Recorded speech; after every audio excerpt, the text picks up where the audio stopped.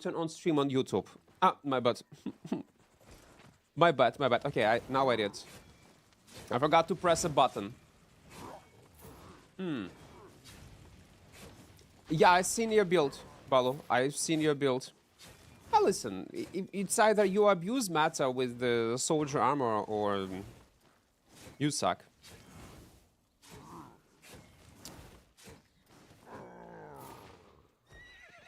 I wish in the next content, like on the content update, the next patch, these changes to soldier armor will not be only cooldowns, and actually they will work it in a normal way. It's just too broken. Because of how broken it is, I don't want to even to use it.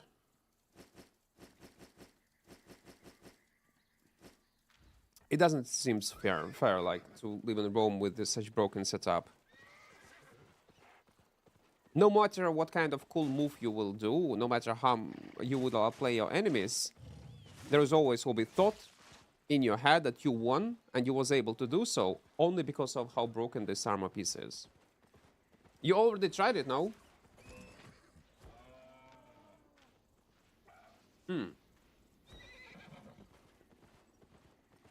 Are there any new NDA patch notes? Not that I'm aware of. No. New, no. Unless they posted it not long time ago. I was not checking for them today. Like, even if I would know some kind of inside information, then I would not be able to tell you. But I don't know anything. I'll be honest. I don't know really anything.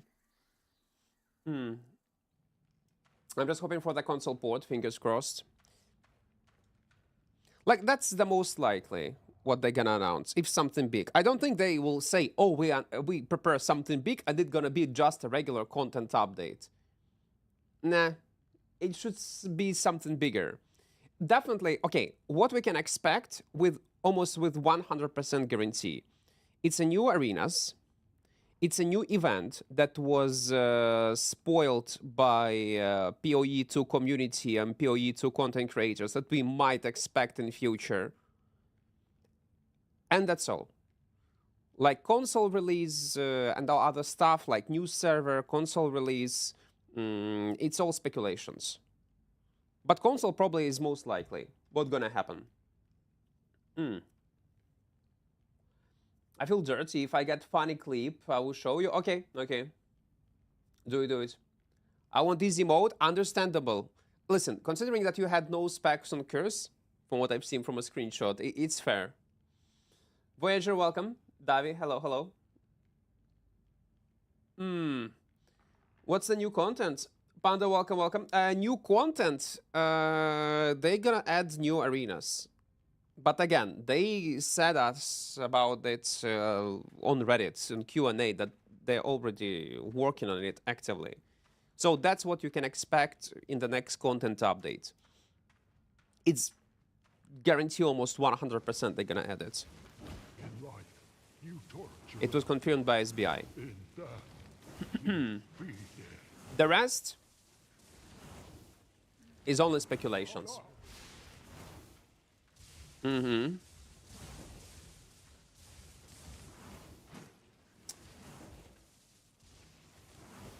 Okay, but let's say they will release game Tiny on consoles. Will you play it on a controller, or you will connect PC, like normal keyboard and mouse?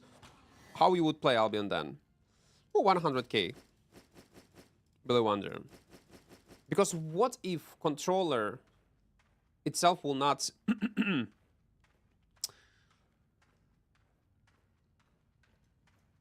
be expected, controller support will not be expected as you want it to be? What if it's gonna be clanky? Will you still continue playing on console, trying to learn how to play on a controller, or you will connect keyboard mouse?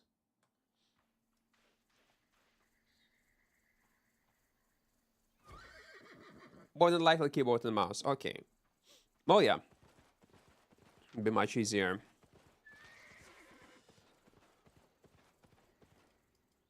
But that's cool if it will be possible to play on console, man.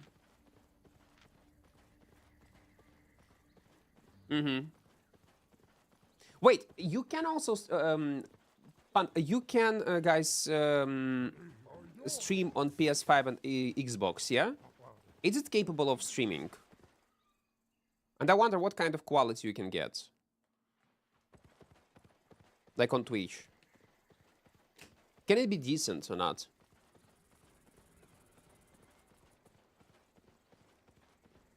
Because I never tried and never even was wondering how it would work. Or you anyway need external like PC. For OBS and all that stuff.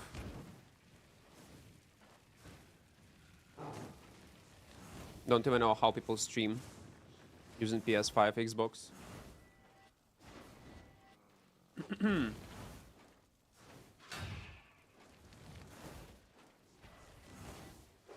6 to 15. Okay. My package with 100 packs of ramen noodles arrive. Only spent $20. I don't know, man. Combine it with something else. It's not. It doesn't sound very healthy.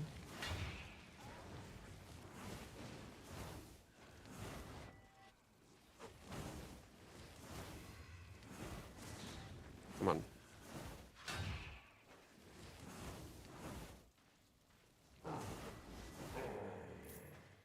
Especially for such price. It also doesn't taste very healthy, but it's crunchy. Okay. Where did yesterday's stream end? When you mean? Oh, where? Where? I don't know. Like in open world, like we played a bit and we ended. Pain in the button controller. I know that there are some players who still play, like even till now, play Albion on controller because you can do it. You can connect PS5 controller, Xbox controller, any other controller, and play Albion. It's possible, and some people do play it. Bungie has a viewer that is playing on controller for like a long period of time, like a year or two even. And he's playing very well. Like, he got decent results, he's making kills, etc. So, in theory, you can get used to it. But in my opinion, like, entry barrier into Albion one controller gonna be insanely high. Not many people will be willing to actually learn. My only concern that many casual players will try to play Albion Online on PS5, Xbox with controller. They will understand that controlling is clanky as fuck. It's a full PvP game with full loot, and they will just quit. That's yeah, what I'm afraid of.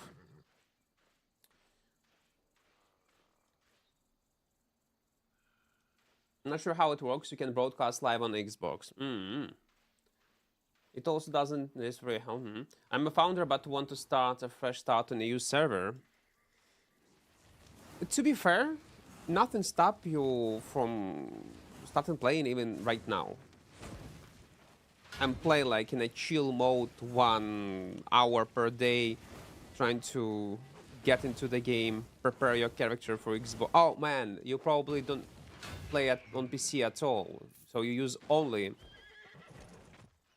console right now. Yeah, that's why you are waiting, I would assume.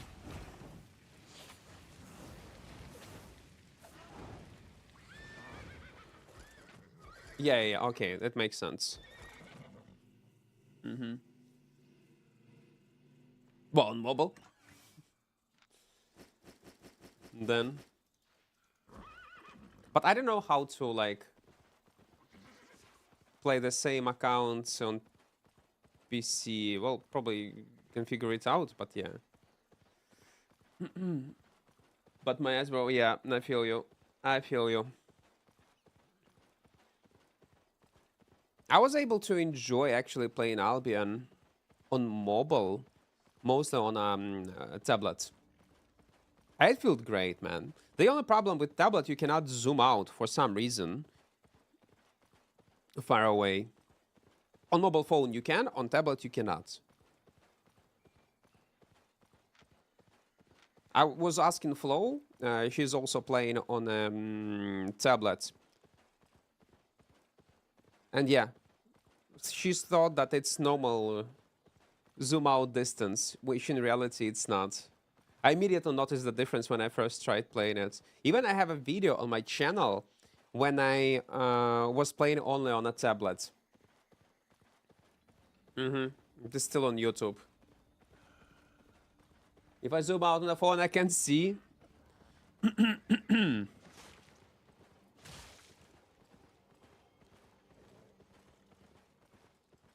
Fair enough. Muerto, welcome, welcome.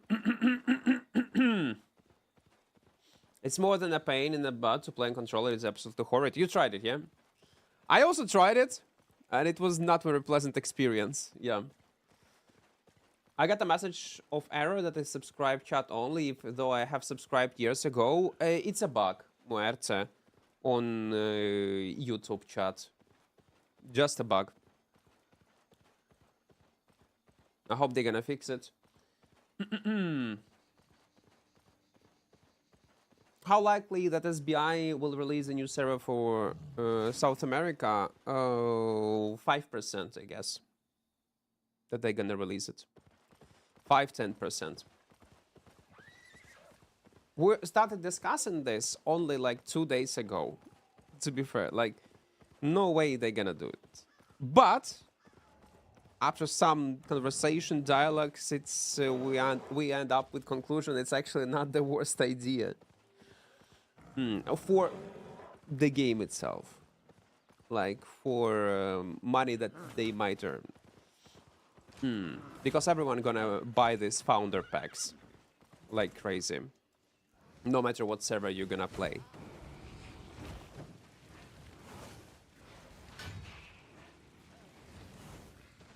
And there's a high chance that it's gonna be actually a very alive server, but then they gonna die, and they probably gonna die.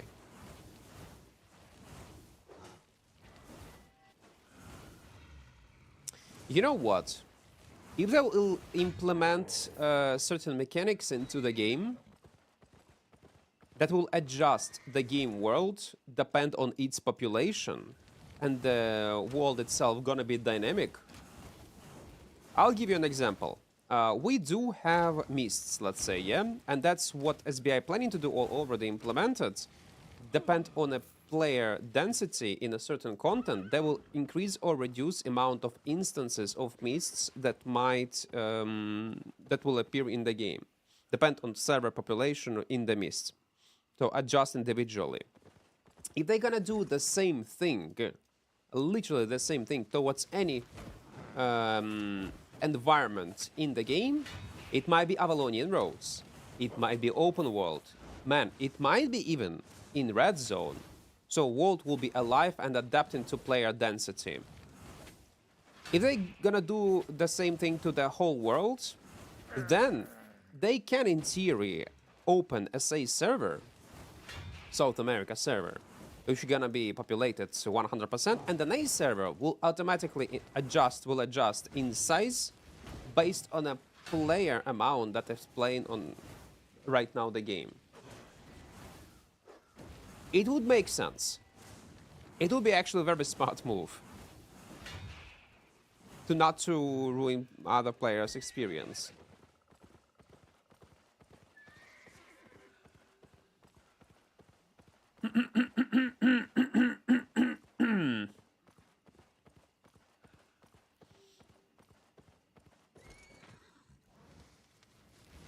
No, South America, yeah. Yeah, it's South America, say. The reason why we were discussing this, because an A server do not even have almost no guilds, and mostly people do not even use English to communicate with each other. Gaming posture, oh yeah.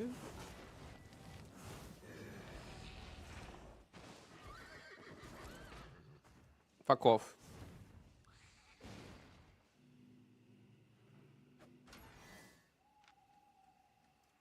$2.49. Almost 1 mil. Oh wait, there is a map here.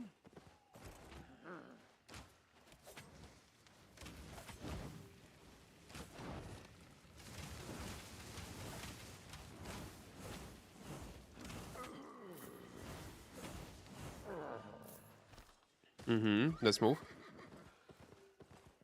Cringe, welcome, welcome. If I ever use phone, it's normally just together. Oh, wait, there is a boy.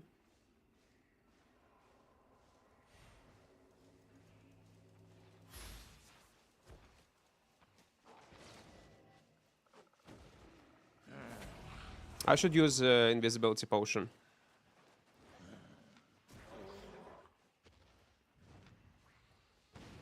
To dive him. My bad. Okay, let's move. Also, I might say most of players are casuals like me. Oh, they are. They are. Like, no matter what kind of game we're talking about, majority of player base is gonna be casual players. And if game do not have a casual player base, so not casual player friendly, these games do not live for a long time. Or have such a low population of players that it will never or will grow very slowly. Good example is Mortal Online 2. Entry barrier is insanely high because of you need to buy the game. Niche game. You need to pay a sub for a niche game. And it's pretty hardcore. And now it has, even though it's, again, I always give it an example of MO2. It's very interesting project, but yeah, amount of players playing it is very low. I would love to play it. I would adapt to a combat, but 400 players playing the whole game, mmorpg, it's very low. Literally 400 players, man. That's not okay. Especially for how big the world is. It had thousands. I'm talking about concurrent players, yeah? Like, you can go and check Mortal Online 2. Mortal Online 2 Steam charts.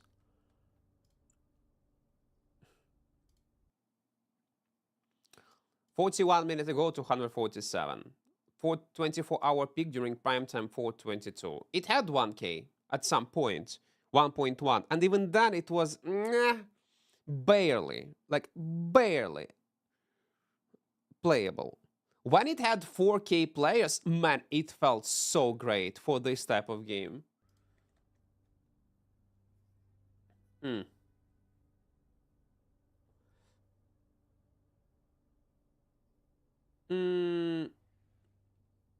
To just start afresh on the UM and just hope they do a console port, you're right. Again, if you want to play, why not? Start playing right now, yeah.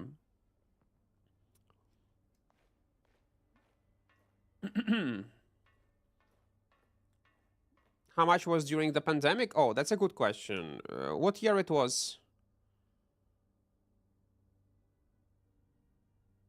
Well, it was actually 2022, yeah?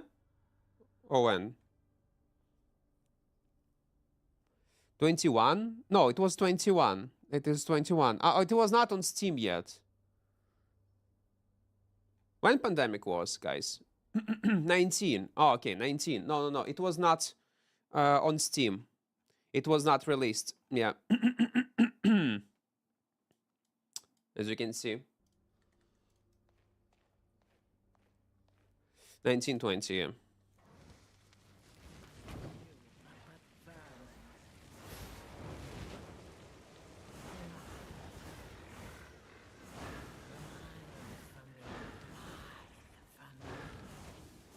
We're gonna get 1 meal more.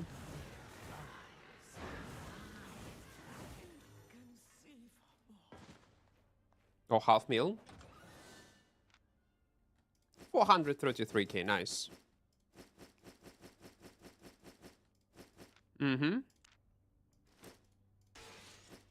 Let's dash. 2.0, nice. We can try to gank this ball of Biden.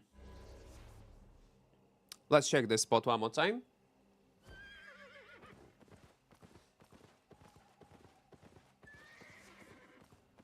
Had a clown for breakfast. How you can know? I know everything, Babu. I know everything. It's a gang squad, by the way. We need to teleport back.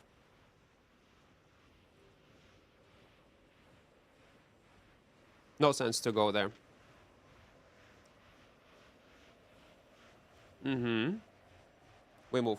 We just move. Have you ever played Elder Scrolls Online? I tried it. I have something to say about Elder Scrolls Online.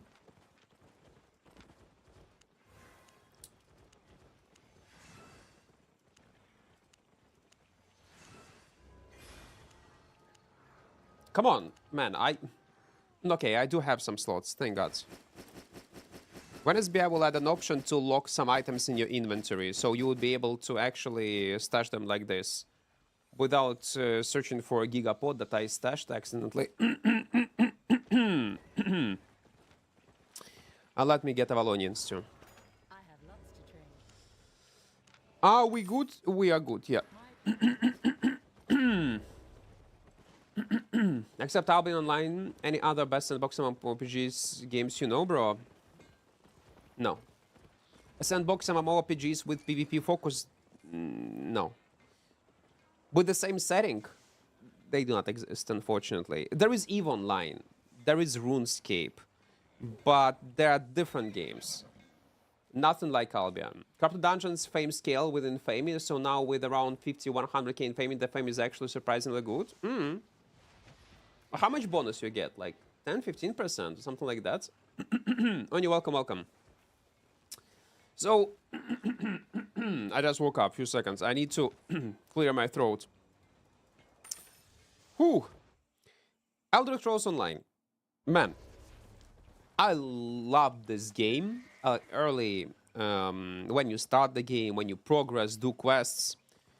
But it mostly feel like not MMORPG, but single-player RPG game with MMO elements. I do not have open world PvP. That's why I will probably never play it. Also, a weird trade system, auction house system. I do not like it. But that's downsides that I can live with if the game is actually good. And it is good. But to some players, but not for me. Overall, it's a great project.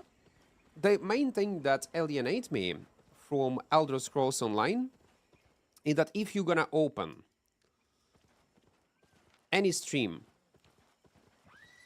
of an endgame player who is playing Elder Scrolls Online, you will see fucking mess on the screen. The problem with many MMORPGs and Elder Scrolls and World of Warcraft retail is the reasons why I will never play them is over loud UI with insane amount of add-ons. Man, I randomly opened a stream, like it was several times I was trying to get into Elder Scrolls Online, but every time when I open and see how people play in a late game, everything in some kind of circles, auras, different numbers, they appear, disappear, some kind of weird AoE effects and it transformed into some kind of clown fiesta. Really. It's unreadable. Anything, you can get used to it, you can figure out what certain color means, but from visual perspective, it's so fucking bad. The good example of the games that looks like that, and it's a PoE 1. In PoE 1, everything transformed into a mess after a few hours of playing the game.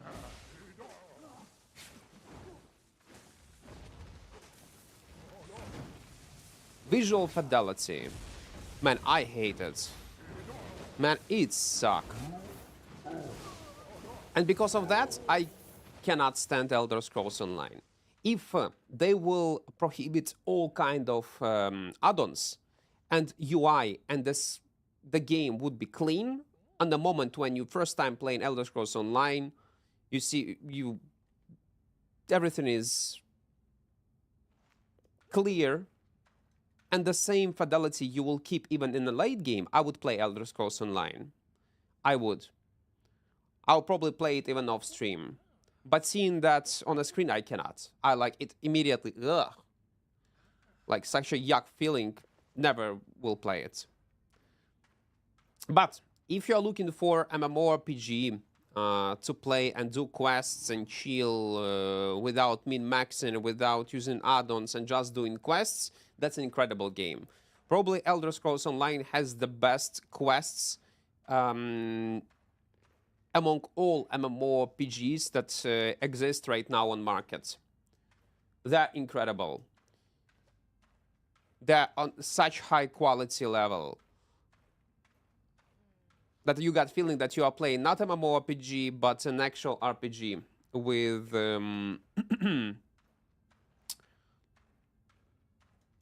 RPG elements.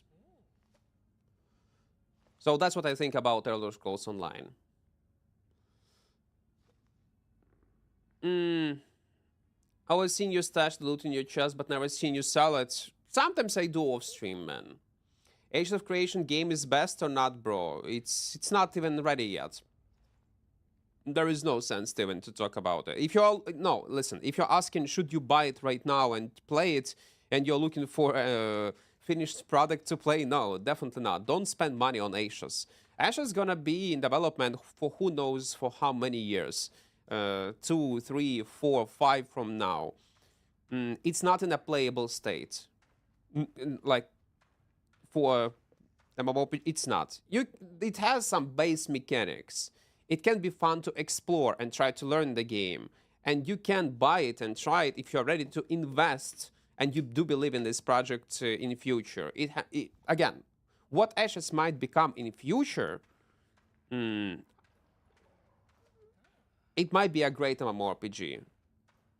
One of the best theme park / sandbox MMORPGs on market. If you ever played Arcade, basically Ashes is a mix between Arcade and Lineage 2. If you're into these games, you might like Ashes. But right now, no. It's not ready. It's not.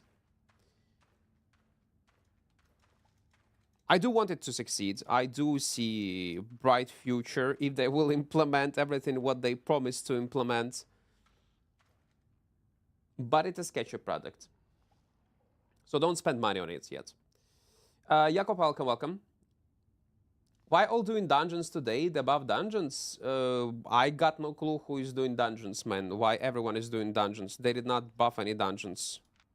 I don't know even about whom you're talking about. Hamid, welcome. That reason is precisely why I hate World of Warcraft. It's just because it becomes a clusterfuck once you reach mid to late game. Exactly. And you cannot normally play without add-ons. They are like mandatory. If you want to go on a boss, if you want to improve your health, if you want to see something else, like it was not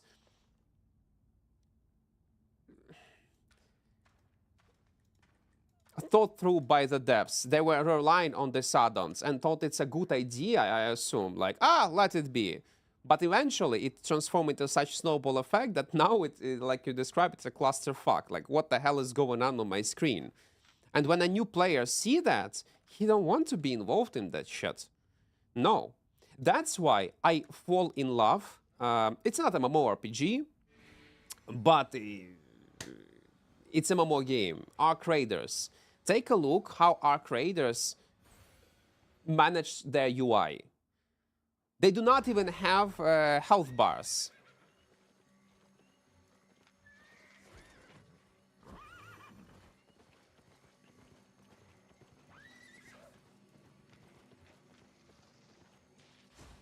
They have 3 guys.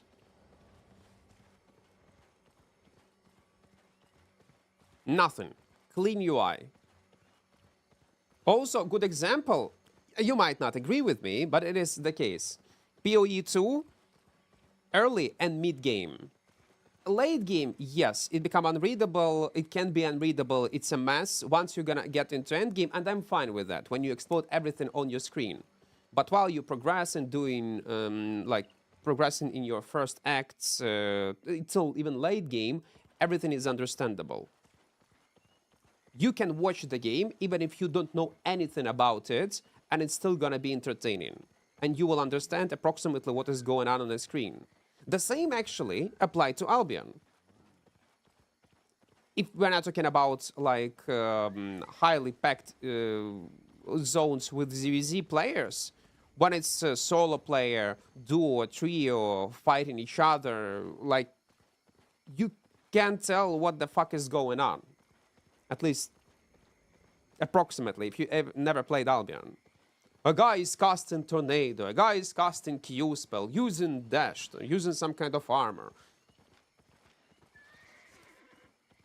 Everything is clear. That's what I want to see from video games more.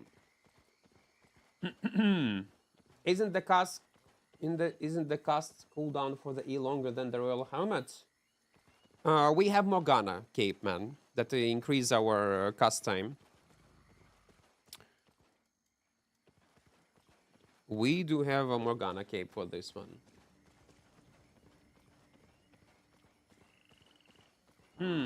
We're all waiting for League of Legends MMORPG. Well, we all waiting for it, definitely. Not only MMO community, everyone is waiting for it. But what we're gonna get at the end? I would lower down expectations drastically, considering what lately we were getting. Man, imagine if League of Legends actually release a MMORPG, but it's gonna be cross-platform. A MMORPG available on PC, mobile devices, on consoles at the same time. Which gonna be probably isometric and like Albion, and with simplified graphics. Well, maybe not with very insanely good graphics. People gonna be mad. You need to be ready for everything. Because these type of games will earn as much money as possible. It might be. MMO is gonna be a mobile gacha. It can be. Have you seen how much money these games are earning on mobile phones? And maybe Riot will be smart with that, and they will make a smart financial move, like to release a game cross-platform that is available like Albion, basically. They will see Albion as a successful project, and they will think, what if we're gonna build our own MMORPG, also cross-platform, but for more casual player base, for League of Legends fans? People will still play it, and it will have much more people playing it than Albion, and they're gonna earn an insane amount of money. They need to adapt. So keep this in mind. It might be a mobile game. Maybe not a gacha, but it might be cross-platform. Yeah. I love clean games. Outriders, yeah, it's so clean. I feel most shooters have managed to nail the UI.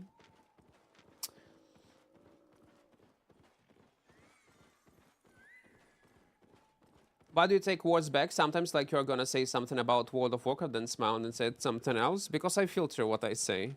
Sometimes. What's the best E-spell for Blade? E-spell, Antanas, welcome, welcome. Can you do the year pair content? No. I'm not planning to. It's a shit weapon, unfortunately. Well, we are playing the shit build, so maybe we'll play some dagger pair, but not planning to. Expectations are poison nowadays. Yeah. You need to lower them down. The same like when people get disappointed with Ashes. When I first tried playing Ashes, I thought it gonna be piece of shit. Garbage. Like scam. Full scam. And then I tried it, and okay, it's not so bad as I thought it would be. And I'm satisfied. I am not mad. I don't give a fuck what people say, how it's a scam, not scam. I saw potential. Okay, I will just wait until if they will be able to provide with more content, with more cool mechanics. I'll just wait. I don't care. The same about Core Punk. Like, it's an incredible game with insane potential, and I'm waiting for it. I think it has insane also potential because how it was built, quality of the open world, how much love they put into the game, how often they release updates, but many What people are armor mad did you use for because, Flame again, Walker staff? development is very, very slow, insanely slow. Why the hell I'm farming tier 8 location? Please tell me. I shouldn't farm tier 8 location with this build. I was yapping, didn't even notice it is tier 8. Lower it down. Lower your expectations and everything gonna be great. What armor did you use to spam the fire step first ability? Armor, you mean Morgana Cape. Once you cast your E-spell with Morgana Cape, you get cast speed buff. But sniper. The amount of money Hoyo is getting from their games, Genshin, is insane. Yeah. But like, listen, Riot games are not stupid. They might see it. They will see probable longevity of this type of games. They will take experience of other MMO projects that release. Maybe games like Where the Wind Meets. And guys, this game, I guess majority of people who tried it, they would agree that it's in very, very good state. They monetize it via Vanity. It's incredible visuals, combat, exploration, and it's available on mobile phones. So maybe this type of game you can expect from League of Legends devs.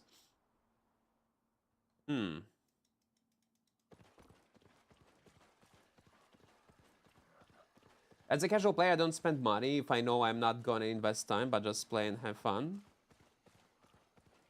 So be things. Well, and also monetization, that's what matters. I think nowadays free-to-play games with battle passes, vanities are the most profitable one. And most likely it's gonna be also free-to-play. Again, if I would guess. What armor did you use for Flame Walker staff? Armor? I was using Assassin Jacket. Hellion Hood, Eye of Secrets. And leather shoes with refreshing sprints. Core Punk looked nice, but its hardcore aspect was S. No mana, health region out of combat is terrible. Man, they fixed it a long time ago. They fixed it long time ago.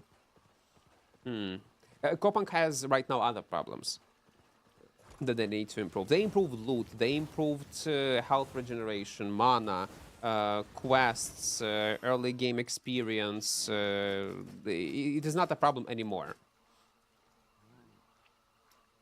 But they need more variety of heroes. They need open world content. They are working very hard right now on instance content, which I hate the most. Like in a mmorpg if mmorpg is based on instance content, I will not play it. I need open world exploration, quests, open world fights, like small scale fights, this type of stuff. If they will be able to provide players with that, then yeah, I'll be hooked into Core Punk, because open world of Core Punk is so fucking beautiful. Weapon passive can also give you cast speed. Well, yeah, I also have a cast speed on a weapon passive, aggressive caster. Can't wait to play League of Legends MMO on my electric Bluetooth toothbrush. Maybe you will. Maybe you will. Matter of time. I just instantly think MMO is a scam, and yet here is I'm playing BDO and Guild Wars 1. Well, many people think so because of this era of early accesses, yeah, that we have right now in Albion. No, in Albion, in the MMO community, this era of early accesses. But Albion was also an early access project. One of the few that survived and actually transformed into big mmorpg. They also were collecting money. What is this?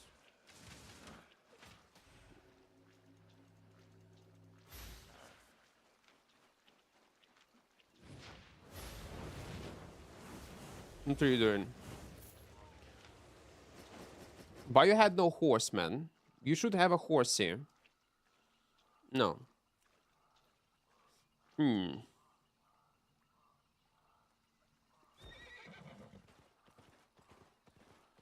Don't get me started on early access. Can stand it. Again, there are some good exceptions, man. Some good. If I'm talking about not MMORPGs, but RPGs in general, you remember what was happening with Baldur's Gate 3. They released early access, and they were in early access for very long time. It was only one first act playable, but it ended up being the best, okay, one of the best RPGs that we ever had. Albion is a good Kickstarter project that was not a scam. But yeah, it's like 20% of all games are successful only.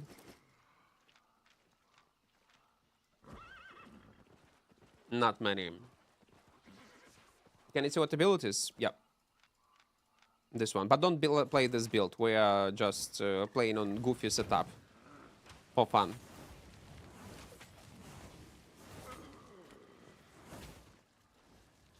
Where Wind Meets is also popular because of Meteor Fight, and it's proven fact. I don't even know what is that. What is Meteor Fight is. Got no clue. I don't think it's popular because of what you described, because I got no clue what is that. I played it on stream a bit, and I can see why people would enjoy it. Again, I would not play it because it's not my setting that I would enjoy playing. I like dark fantasy setting. If it would be dark fantasy, probably I would grind it right now. Can be good Valheim. Oh yeah, Valheim is also a great example, yeah. But many other abuse and relax. That's true though. You need to be... When you give money to early access products, say goodbye to your money. It's basically a donation.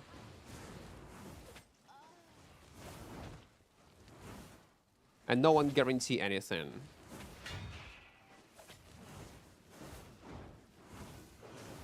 I was scammed once with early access, man. What was this game? Incredible MMORPG. From Ultima. Guy that made Ultima, he was making, like few years ago, his next MMORPG. With dialogues, with quests, also semi-isometric.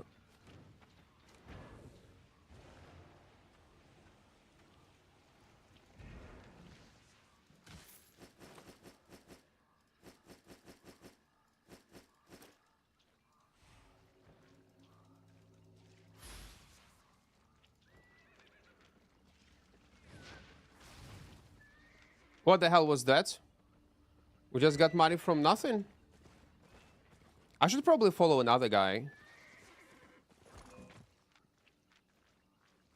Yeah, I should probably follow another... Oh, wait! I did not loot the second body, yeah? Yeah, I did not loot the second guy. Okay, it is what it is. We got free silver. 3.0.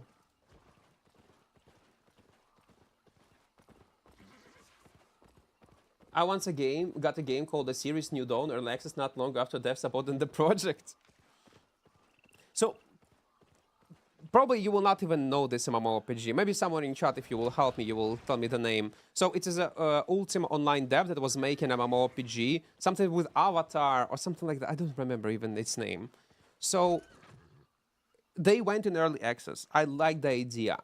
They were advertising it, etc. And they bought it. And the thing is, they were not on Steam. I bought the game. I tried it for 5 minutes. I realized what kind of shithole it is, how bad this game is. And it was hype. Everyone was talking about advertisements actively on YouTube and other websites, news about this game. But I did not watch reviews. It was my bad. YouTube reviews of this game. I just was reading the description, what this game should be. and what it's about. PvP in open world, all that stuff. And I tried it for 5 minutes, and like, what the fuck, man? I just spent like 40 USD or something, or 50 USD to buy this game. I was fucking scammed. And they said that they do refunds, etc. Everything is good, everything is great. And I decided to refund the game. But there was, I googled a bit and figured out that they do not give refunds. They delay refunds or not refund at all. So basically like a pure fucking scam. So I come up with the idea. I decided to type support, like, guys, can you refund me a game? I like it so much that I want to just buy a more expensive pack because you cannot upgrade it on your website. Can you refund me and I'll buy a more expensive one? And guess what? They said, no, you cannot. I'm like, fuck. But it was such a nice plan, man. They did not refund me money. And like in few weeks, it was closed. And like I felt so fucking bad. But idea and plan was so nice. Shroud of Avatar. Yeah, this piece of shit. Shroud of Avatar. Oh my fucking god. Like, you remind me about... Yeah, thank you. It was Shroud of Avatar.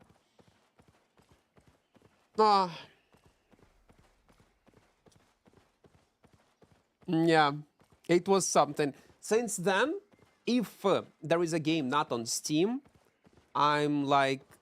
I'm trying to learn everything about this game before I spend money. And when I buy something, I immediately say goodbye to this money. I'm not even expecting to return it back.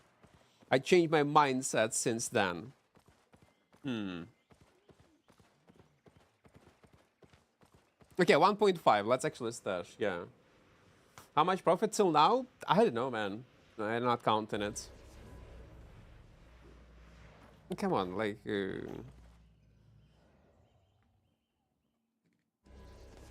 we got what? 3 mil probably.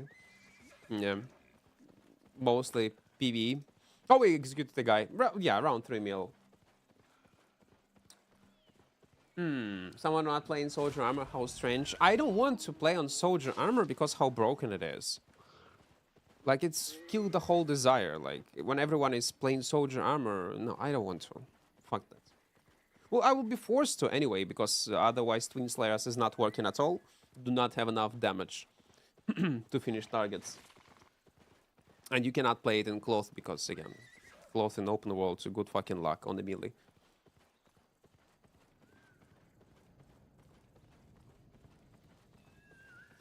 Gotta learn some lessons the hard way, yeah.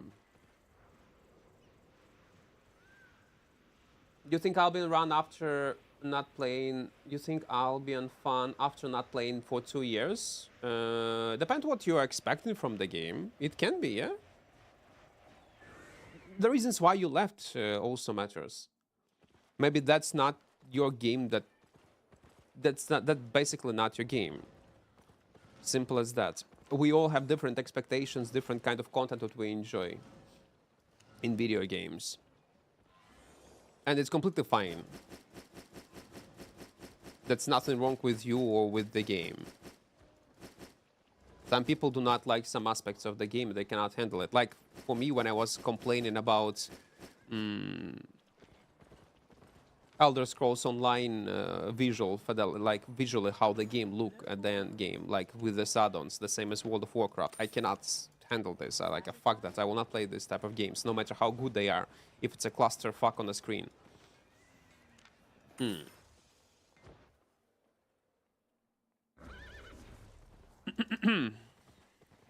minutes. Okay, we have time. Let's go. Someone was nearby. Soldier armor needs a massive cooldown nerf. No, it should not cooldowns. Heal should be removed or reworked entirely. Cooldowns will not change anything.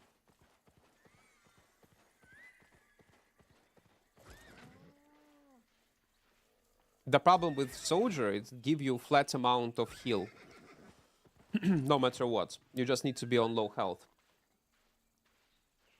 I quit after giving Albion a 6th or 7th try over a year. Still fun to watch you play it.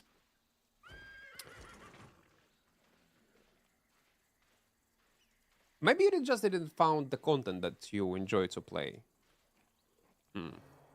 Are you sure you tried everything, yeah? Like all type of content from ZVZ, small scale group, guild content, solo. How was the holidays? You got cold? No, I was not ill.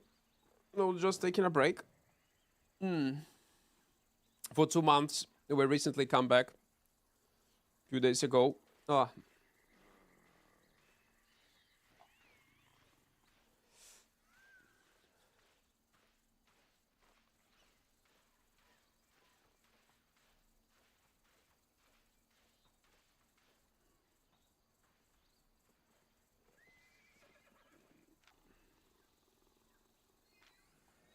He looks like a solo.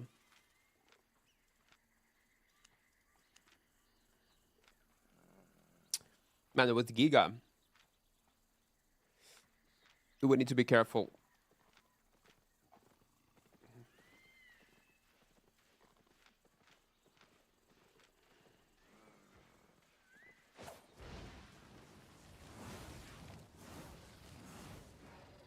Use Giga. Oh, come on, man. It was a mistake. It was a mistake.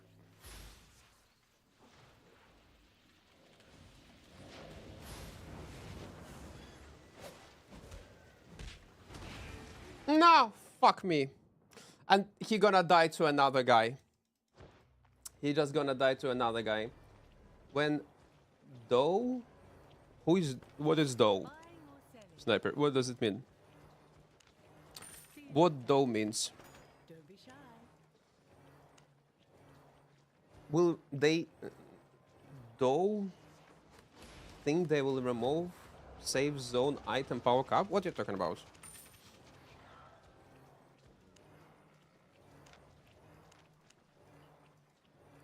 Rephrase it, man. Just rephrase it. Because it's hard to understand what you are trying to say. You also get... go to the beach and complain about sand. What I wanted was chill open world sandbox experience with mainly PvE. Sadly, I got chased by a mad hungry dogs in Black Zone. Well, that's what Albion is about. And again, that's... the essence of the game. Completely normal that you do not like certain things. We all have different tastes in video games. There are plenty of other mmorpgs that might fit your expectations or content that you like to play. It doesn't mean that the game is bad. For me, if let's say there will be no PvP activity in open world, no full loot, no gang squads at all, for me, Albion will be insanely boring. I will probably will not even play it. I doubt that I will play any other MMORPG, to be honest.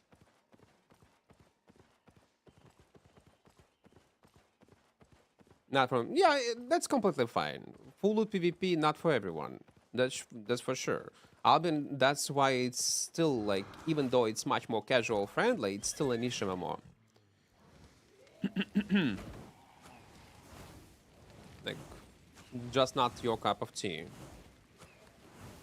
Completely alright.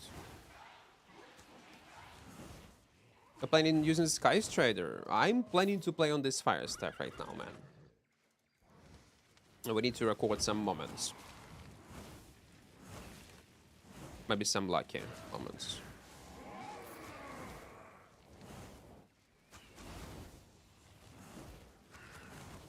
I should cast my fire wall a bit earlier. In this case, I would survive at least. But maybe no, I would die anyway, because there was a guy on south side running towards me.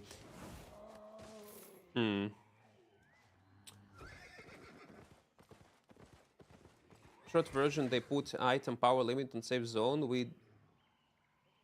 I do not understand what you are saying.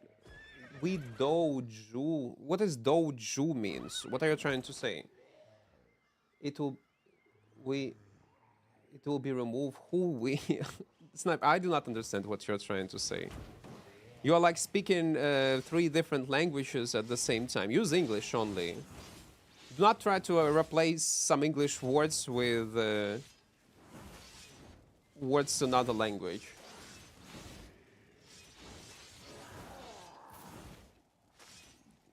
You are not happy that they remove IP? Well, that they implemented, I mean, IP cap in a safe zone. That's what you're trying to say.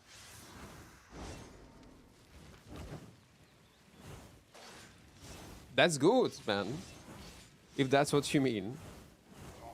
For the health of the game. Imagine new player logging into Albion and getting shut on by 8.3 players, especially in faction warfare. One of the reasons why they have done it because of incoming changes to faction warfare. How it would affect new players. It sucks, man. In an area where you cannot lose your items and cannot be punished for using 8.3. It's too much. When it's an open world part of the game. You think this build is good for just content farming? No, content farming. It's not good build, guys. It's a shitty build. It can be, like, in some 1v1 scenarios, yeah, we can win even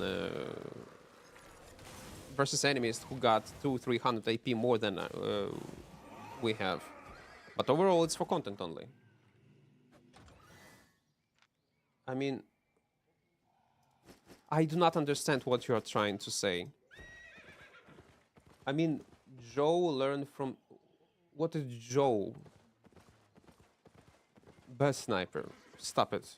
You start annoying me. You repeat the same thing 3 times in a row and you do not explain what you are trying to say.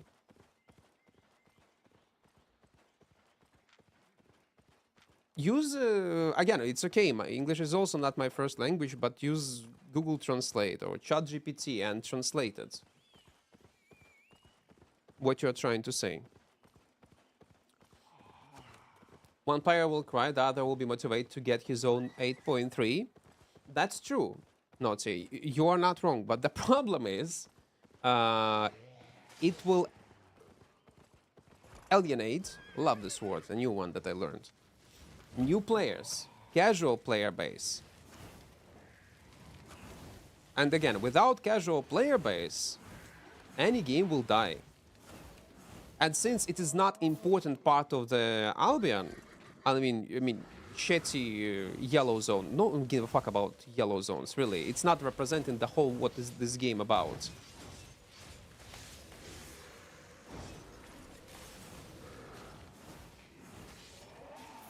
Then nerf it. You still can get like bonus AP from using 8.3. You just not get like full power. So other players will be able at least to somehow compete with you.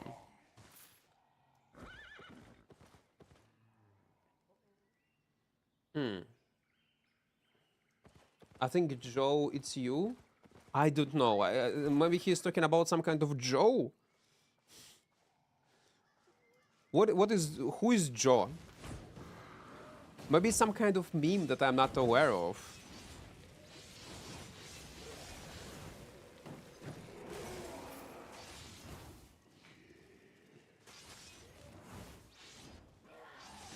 I got no clue, man. What he's trying to say. Cup of Joe is delicious. How pot.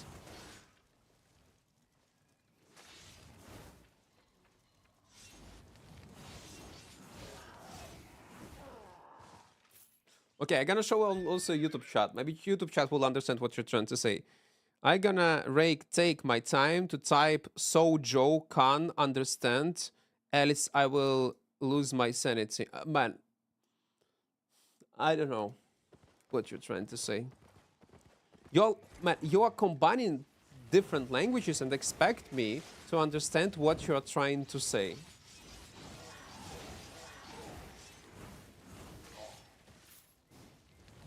Like, no.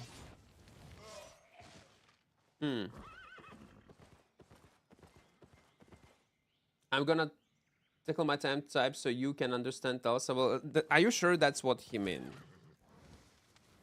Why he keep talking about some kind of Joe? It's either he's doing it intentionally to troll, which is most likely, because I do not believe that he did not know the word you, or even if he would put it Google Translate, it will translate him. It's either he's trolling or something else. I want to even say out loud.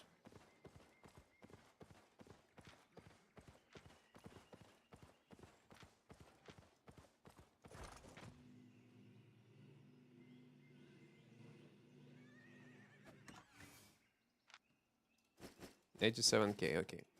That is something. Jason Balkan, why is pronounced like J? I thought he's like trying to communicate, he's mixing it with some kind of Chinese language or some kind of Asian language. But what's the difficulty is to just put message into a translator and just ask it to translate it in English and just copy paste it. That's why I think he's just trolling. No remorse, витай, витай. Joe Mama. Haven't been seeing activity on Albion from you. What you been playing? Oh, I was taking a break for 2 months, man. Was playing Divinity, mostly on honor mode, other single player games. Definitely not Balkan, more like Brazil, maybe from Brazil.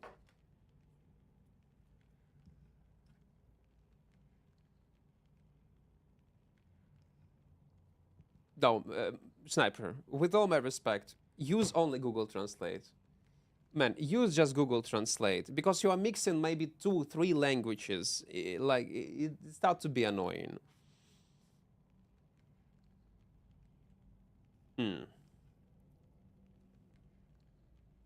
Just annoying. Don't do that.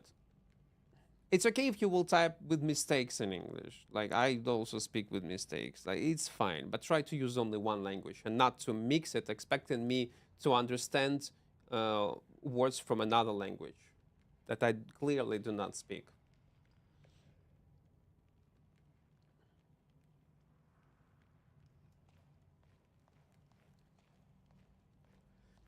What do you think about quarter staff now? It's okay for solo players like me? Well, I didn't like ever quarter staffs. If you... No, it's a good cheap option to play on. Corrupted Dungeons, it's strong right now with double soldier armor, with assassin shoes. In open world, you can play it. I'm not a big fan of it, I'll be honest. But it's playable.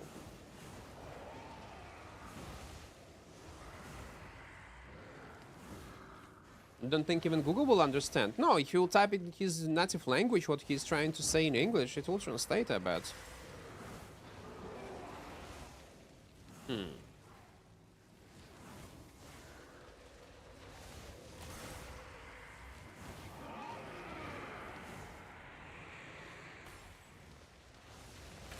Oh, come on.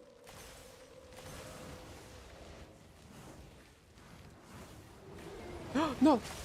Okay, that was good. Man, he is nasty.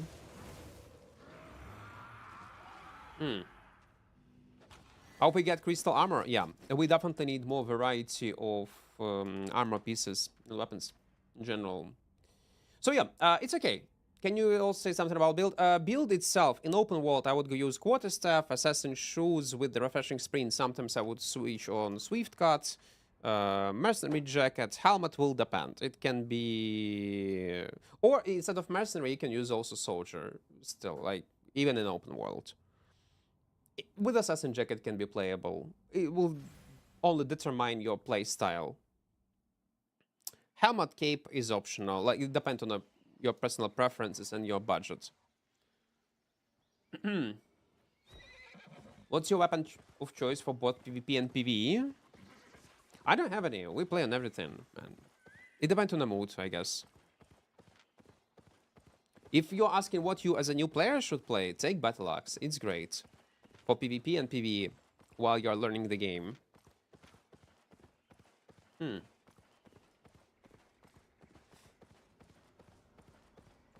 Can't, I'm on mobile and it's like 2 gigs to install. What, Google Translate?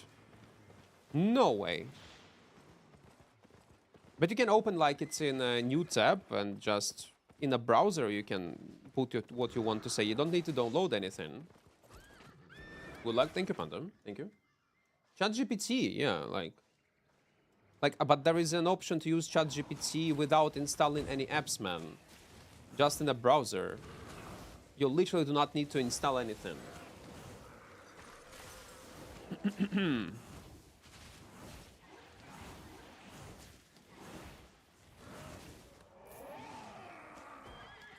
You don't need to install any apps, man. Google Translate or ChatGPT online. Gemini used to translate.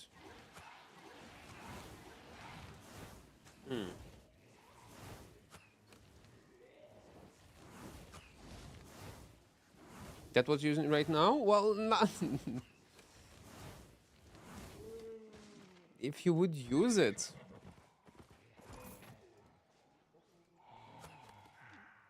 Wait. Why the hell do you have a Fort Sterling cape, man? Why? Why you have Fort Sterling cape? Among all capes, you decide to play with Fort Sterling.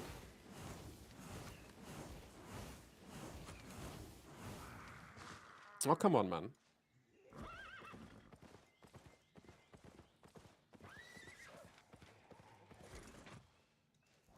It is sad.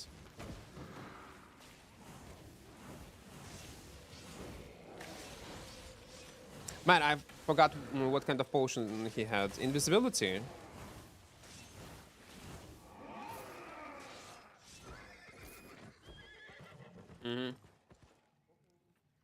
I start to feel that he's trolling. That's what kind of feeling I also have. Yeah. That he's just trolling.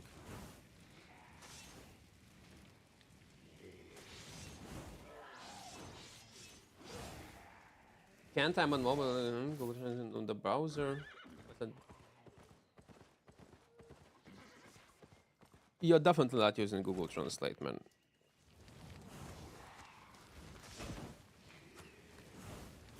No way.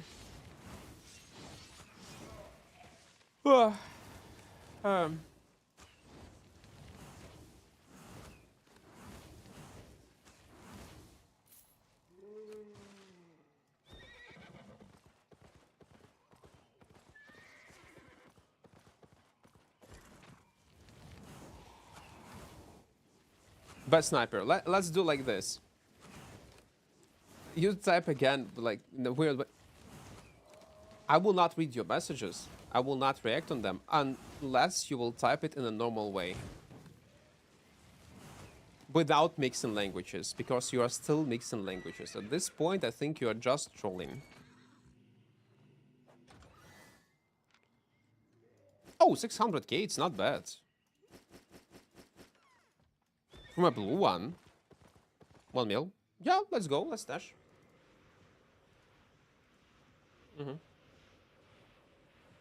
Only emotes, yeah, it's a good way of communication. Yeah, I completely agree.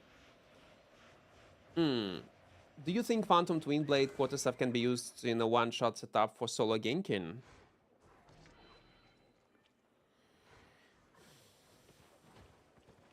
It can be used. The thing is, there is one strong combination that you can use almost with any build, and it is Royal Helmet plus Hellfire Potion. If you will use this Hellfire pot with Royal Helmet plus Twins, Phantom Twin Blade with Smuggler Cape, yeah, there is one-shot combo that you can perform and kill many people with it. It's possible. You're still will not be able to one-shot everyone, probably deal like 70-80% of enemy health with one combination. But yeah, there is a sense to play like that. Maybe he's, yeah, looking for a core. That's why he was playing like that with Fort Sterling.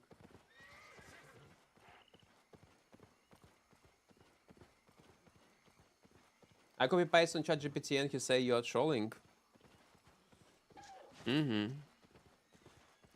If I would be in a bad mood by sniper, I would just ban you. I would not even try to figure out what the hell is going on. I'll be honest. Uh.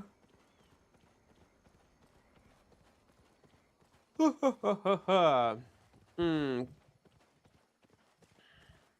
I've been playing Infernal stuff Infernal stuff in Soul and doing duo PvP not open world except maybe roads. It's kind of fun. It is. It was buffed recently. It's Infernal. It's fire stuff with fear. Yeah.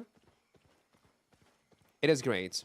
Khalifa in chat, guy was sending me some clips how he was making kills on Gucci players using this new fire stuff. No, not new fire stuff. Updated Infernal. Fear duration is longer if I'm not mistaken.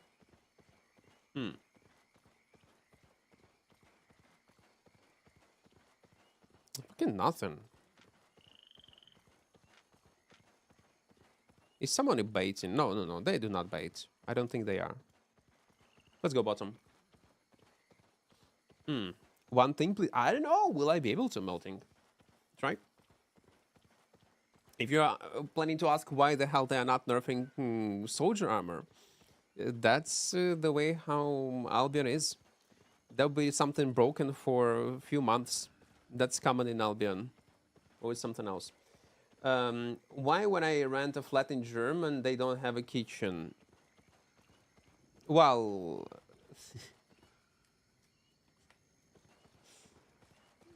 You know what's the funniest part? A5, вітаю. Few seconds.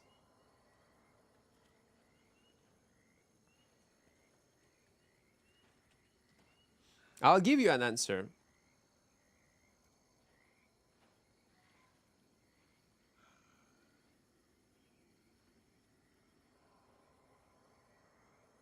Fuck.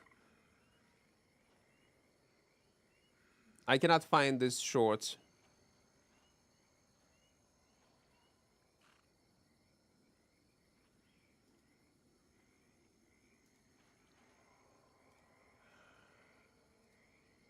Okay, I found the short.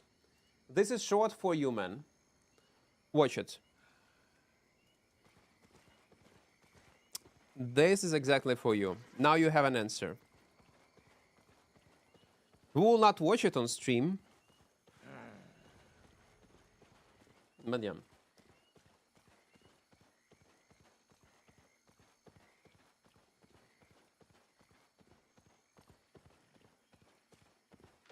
There we go. You will find an answer in this short. Top G, welcome, welcome.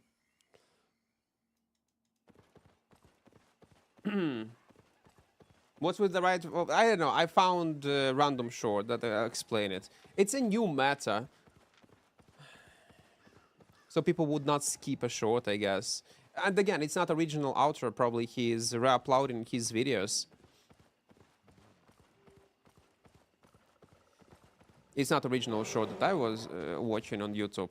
But funny enough, I recently found this short. Was watching it like few days ago, and you're asking me this question. Man,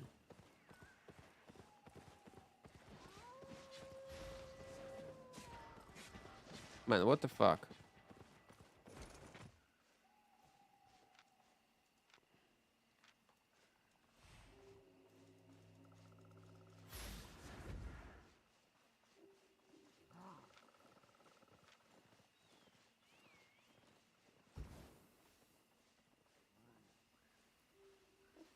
Man, he escapes. Come on, man. Okay, it's a spot, new player. Let it be. Zoomer shit, yeah, because they have attention spam of goldfish. I hate... When I see such shorts, I immediately close them. Because it's annoying. Very annoying.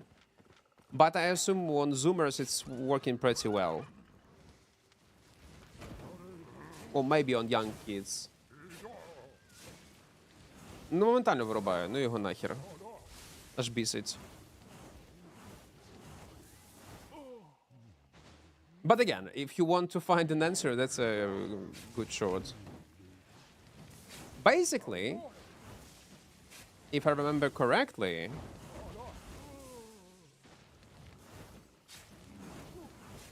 kitchen is something individual, like something personal in Germany.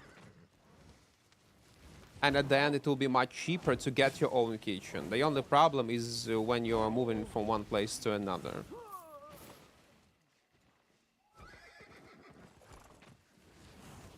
Because you need to transport kitchen from one place to another. And it might be pretty expensive. But in the long run, like in 5-10 years, you are saving money. Because if you will get an apartment with kitchen, you're responsible for literally everything what's gonna happen with this kitchen. And it might end up with huge money loss, as I understood. But it's dumb. Anyway, I did not get it.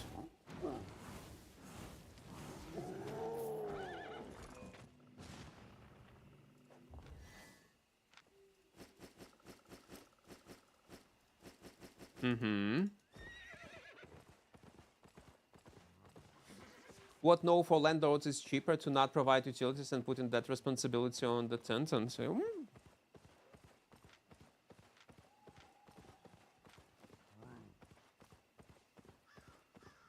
Just get a kitchen that fits you in your pockets.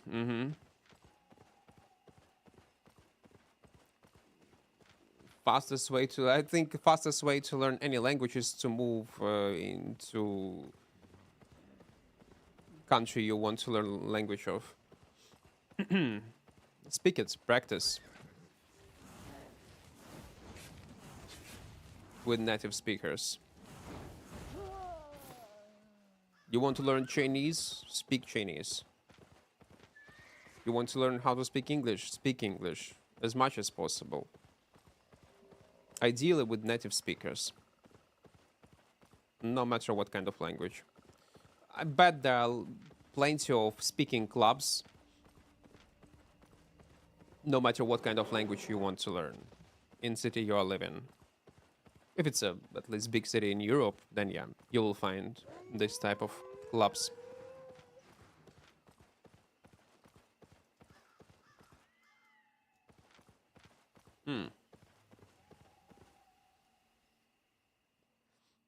Копатка на мапі. Цей Equart, це якщо ти щось будеш купляти в магазині в Альбіоні, то мені маленький, дуже маленький відсоток з продажу. Так, чисто на пиво, на піцу. Сумарно виходить десь.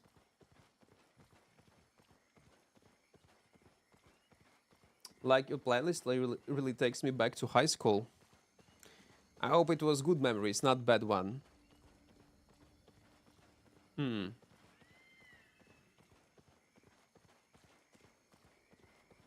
So it's possible in this build, okay, like Royal Hamlet, Hellfire Pot, Smuggler Cape, for food like Eel Stew or Ava Stew. I would go with Ava Stew always in open world because of health regeneration out of combat. It's very handy, especially when you're trying to combine it with PvE, some kind of activities. Assassin Hood for survivability. No. Royal Helmet, not Assassin Hood. Royal Boots. Yeah, it can be as an option. Yeah. Boots depend on a playstyle, again. Навіть якщо на твіну купив за гроші прем, так. Але за преміум тільки один раз мені начисляються гроші. Тобто не за постійну підписку. Якщо там буде підписка постійна за реальні гроші, то мені нарахується тільки один раз.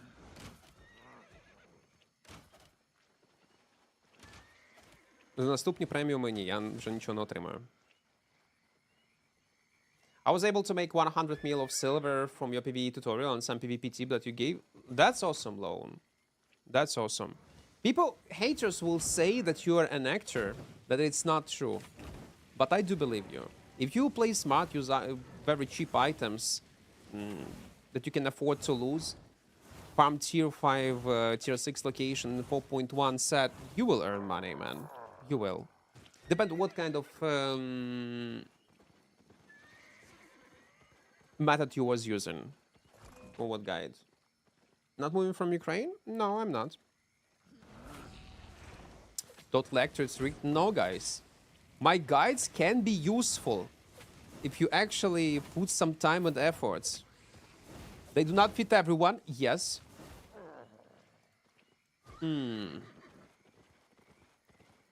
100 million, how long? It doesn't matter. What matters is end results.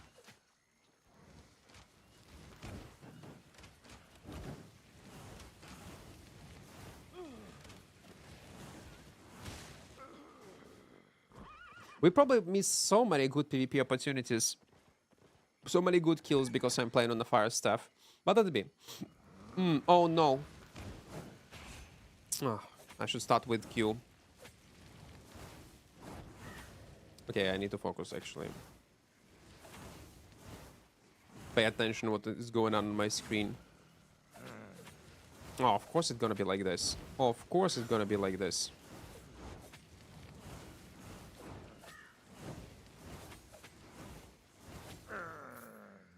Mm-hmm.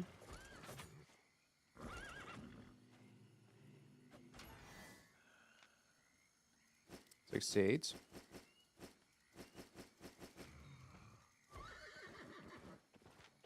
Small chest, let's move. You can make ton of money with the red zone faction too. You think? Okay, you know what? Cody,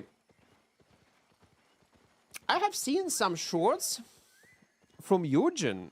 How he's making so many kills in red zone. Cardinal faction flag just roaming in red zone. Maybe I should go there. There'll be more action. Try it out. Because I was trying it on a day 1. When... Okay, not day 1, day 2. And it was unplayable.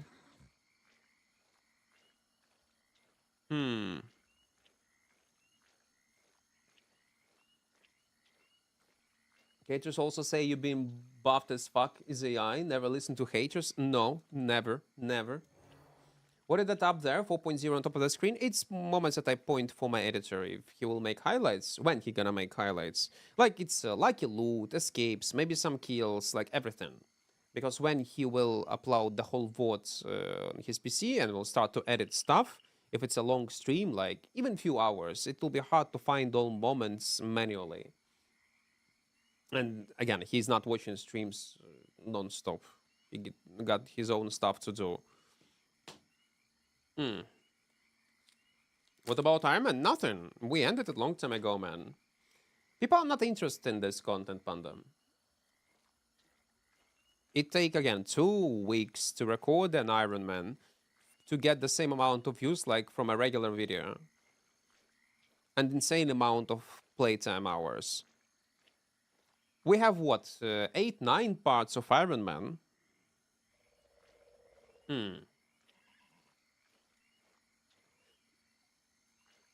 Why don't you use clipping software for editor? About what kind of software you are talking about? Clipping software? You mean manual that we have on Twitch? Oh, it sucks, man. If you're talking about Twitch thingy, it's horrible. First of all, it's lagging. When Twitch is dead or it's got some problems, you cannot get access to these clips. Not always they are in good quality. It's not reliable. About what kind of clipping software you're talking about?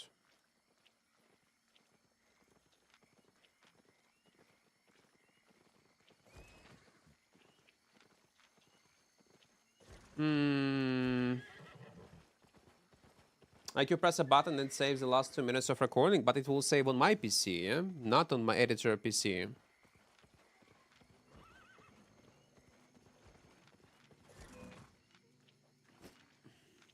That's a problem.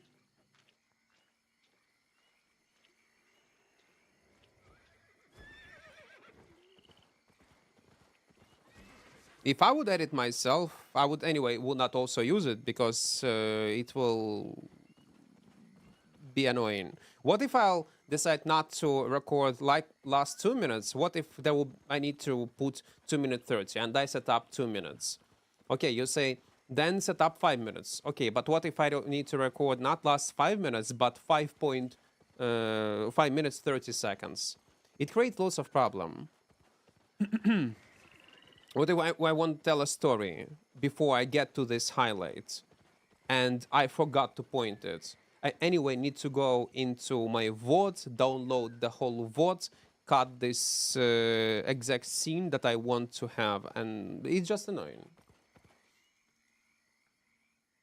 If you use medal to have this, no, medal is shit, man. It's good if you want to share clips with your friends to show something, but if you want to use it for a video, no, it's horrible. And NVIDIA Shadowplay again, it's my PC only. Yeah, like, just answering that, it's a bad idea. And you're losing lots of, like, you're losing quality on it. Because you save this clip, it goes online, then you need to download it on PC, then again you put it in video editor, and after several downloads, quality gonna be not the best.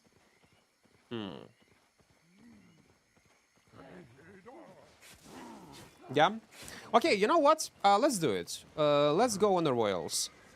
We'll see in what kind of activity we're gonna get there. What kind of faction flag should I take? Limhurst, probably, yeah? Make 5 mil a day on average doing red zone with my guild? Well, with guild, yeah, like, it's a bit different. Solo, let's give it a shot. Why not? Let's try it out. Maybe it will be better.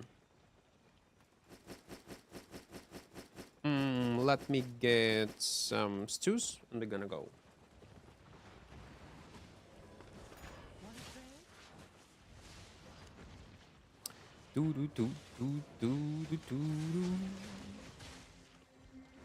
No, so if let's say I would save it only for myself, there are different apps that allow you to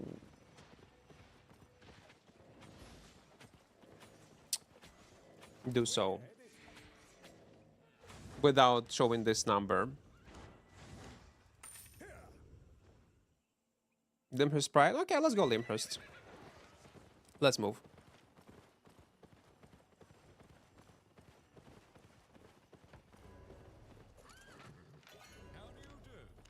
The problem is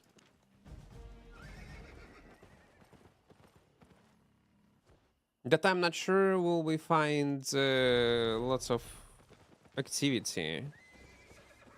And if again, if there'll be Limhurst guy, I will not be able to kill Limhurst guy. We need probably to go for Carleon. And in Carleon, imagine my Regear price if we'll even find these items. It will be like 2 times more expensive compared to other royal cities. They need to do something with Carleon, really. If you were to duel with someone as fire, what would you hope? What you hope to do with?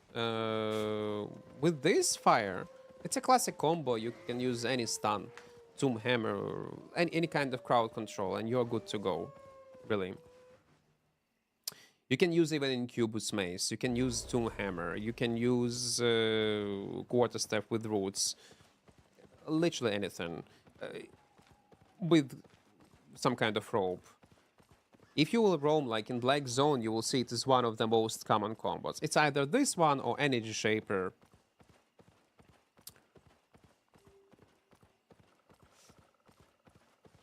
Most common it will be Incubus. Incubus what? Jump on a target with Roots, then cast Silence, AoE, then stun with Royal Helmet, and you as a fire just only need to press E and W, and that's all.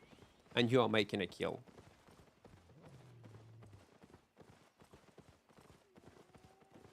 You can play even without specs in like 4.2 and you can kill 6.3 solo players in one rotation.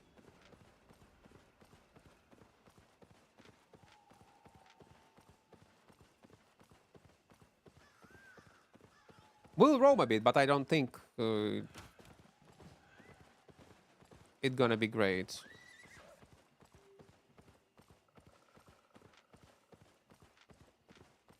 We'll move slowly towards Carleon. I'll remove my faction there. I will take Carleon faction to get into more PvP.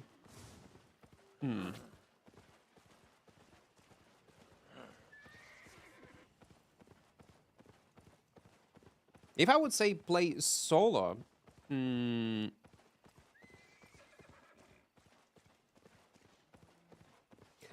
also the problem is, if we are talking about NVIDIA control panel, it will not record my camera. It will not record anything except my pure gameplay. Plus, it's hard to separate audio if I'm listening to a songs on the background. So these type of apps are not the best for PvP videos, unless you want to show like pure gameplay. And I was doing that before with my first videos.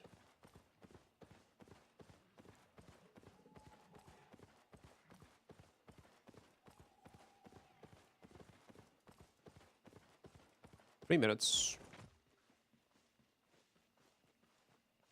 Do do do do do do do do.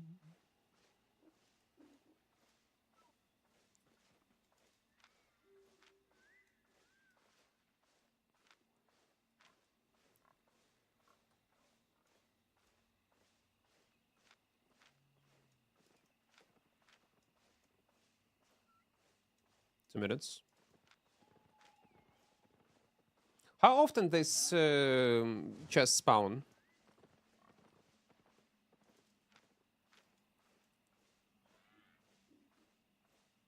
Medium faction chests.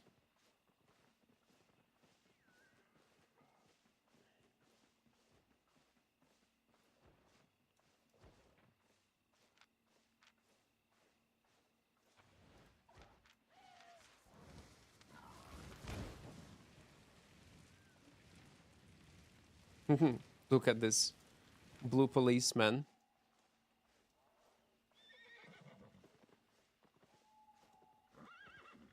It's crazy.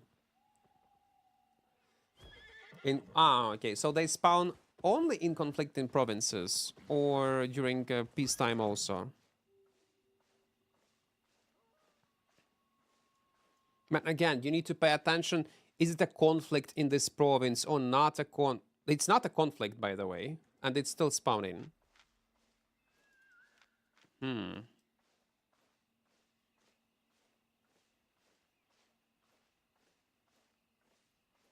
I get about 4 to 5 every supply siege. Oh my, oh, it's so annoying.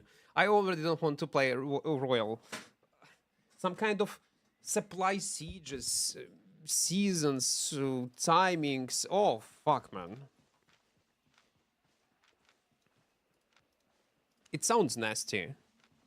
Not gonna lie.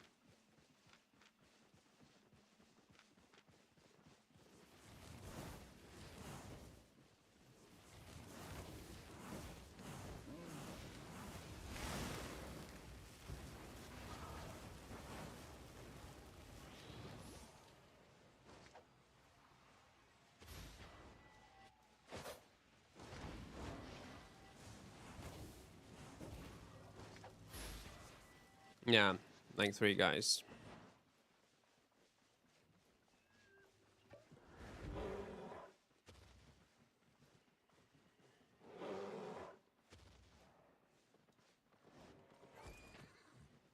I could try to kill him, by the way. I probably should. Yeah, I probably should. That's such a bad build.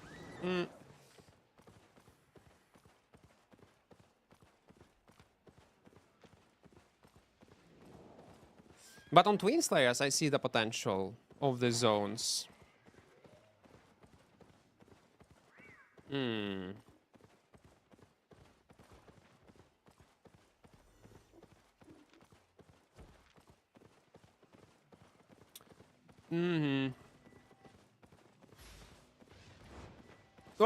No. No. No. No. No. Mm-hmm. Let's get Carleon faction.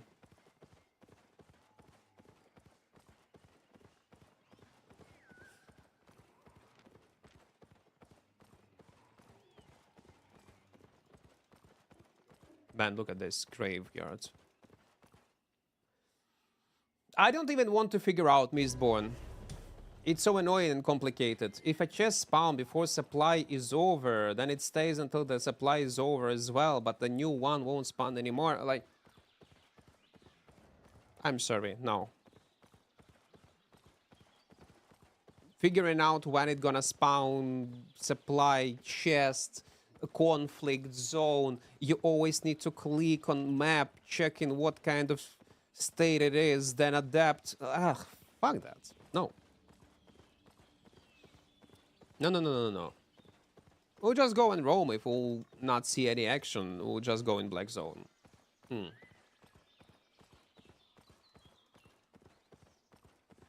That's all. Well, this one was a good trio. But again, not for our build.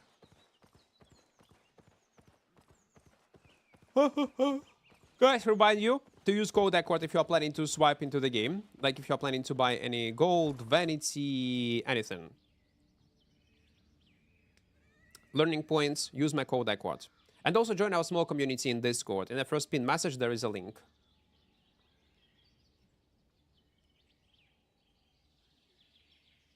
Okay, let's move. And let's take Carleon.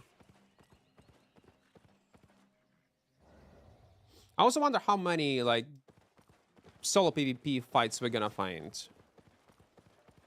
Someone told me that people start clearing even solo camps as a group. Join us or die there.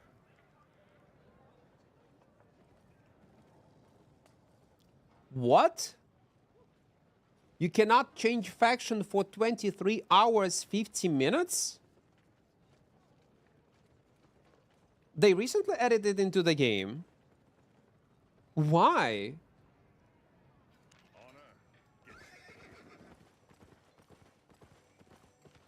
People were abusing it somehow. What?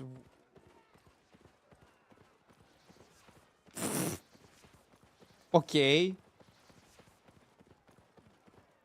This is new?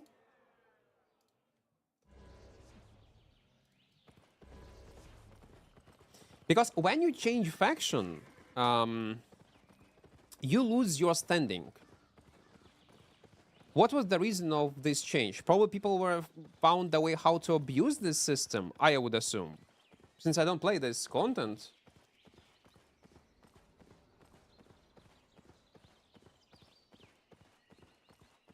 I guess.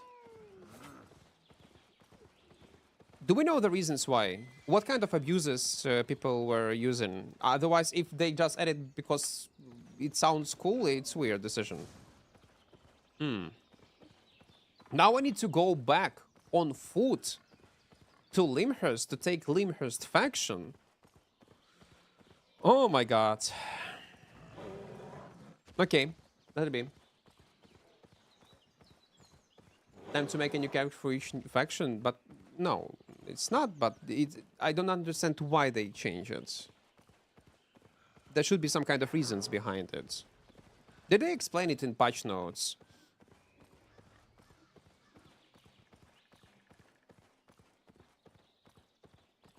What was the reason behind it?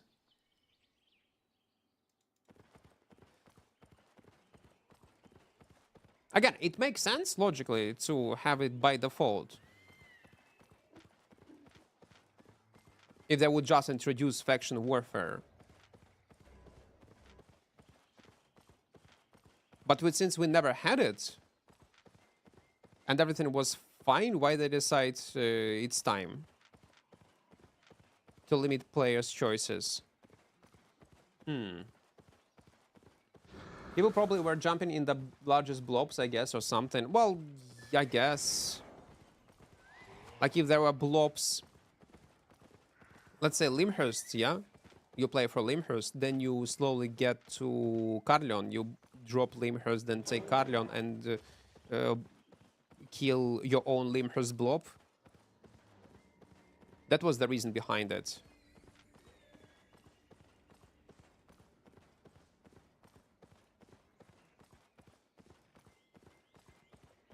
And it becomes such a huge problem that they decide to make 24-hour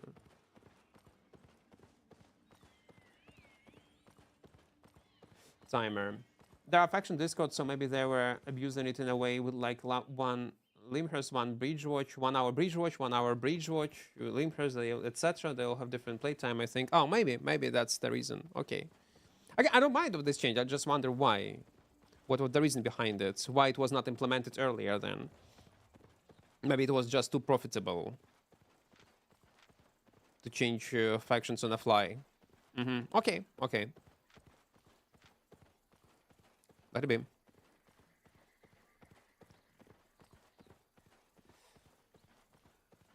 I think people would do solo bombing to farming blobs in faction play, like go in 8.3, 8.4, and mess with the content people try to make for groups. Like, consistently swapping factions depend what kind of blob is where is located. Maybe. That was the reason, I guess. Profitable? Okay. Then understandable. Said that we wasted time going to Carleon on foot. But let it be. Oh, I forgot. We also can teleport to some royal zones randomly. Let's actually do that.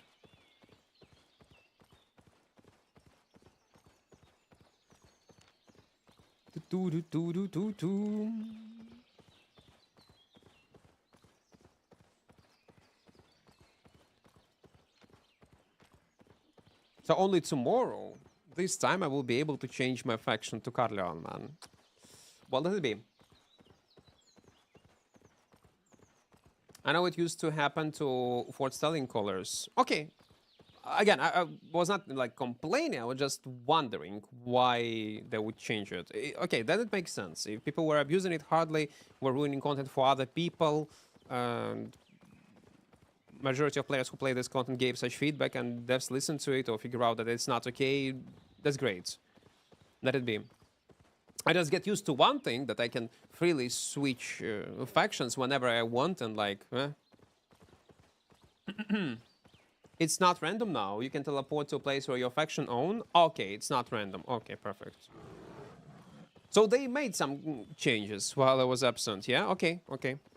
Let's give it a shot then. Probably as simple as making players more loyal to one faction, not that for capping in the morning, Limhurst in the evening. Okay.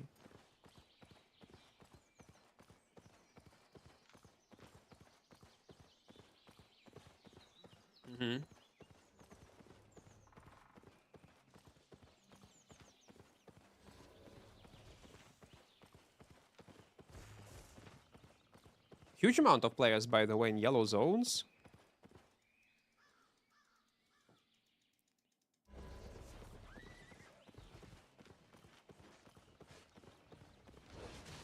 We still have 5, it's okay. And sadly, because I entered Carleon, I cannot teleport back with R.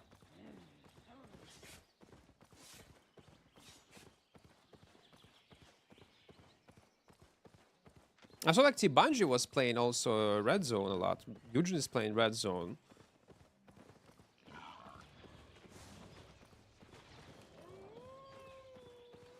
Maybe I will be lucky for content.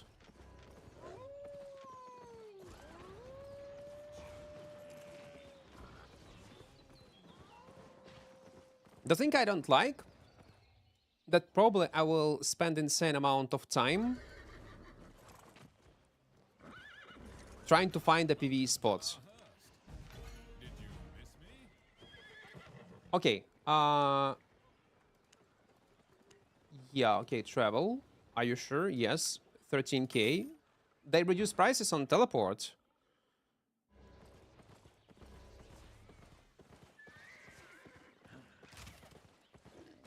I see only my blobs. And there is nothing to farm, yeah? There will be a small spot on the east side. Let's go. In 30 seconds.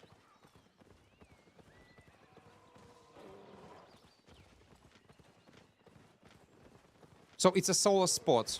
And there is literally a blob on a solo spot.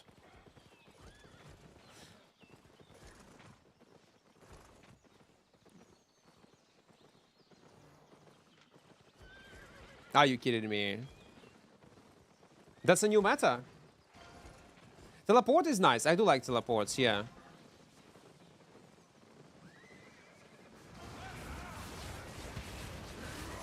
That's great.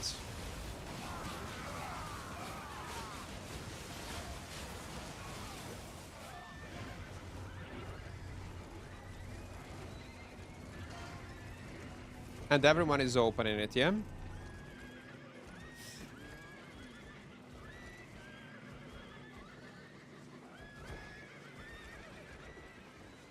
Well, this thing I'm not a fan of.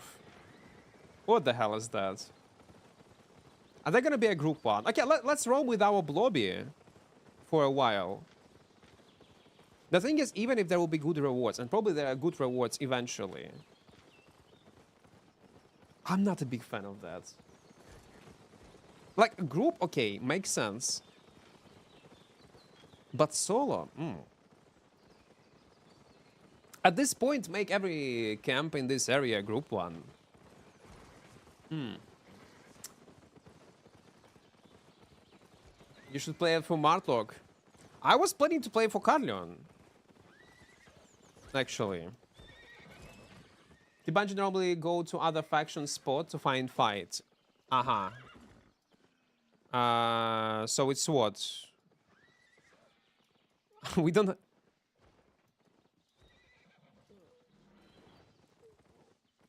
In our case, what kind of spot it gonna be? So we need to go in this area, I assume, yeah? Spectral Sump, this one. Spectral Sump, I guess. Through yellow zones. Okay, let's do it. After this one. This is like Warborn. Attack failed. It's okay. Sadly, our blobby in Limhurst is the worst in the server. It's so demotivating.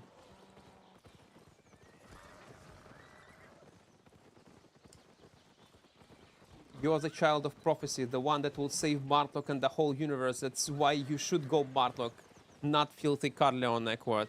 I will think about it. I will think about it. We're definitely gonna change faction.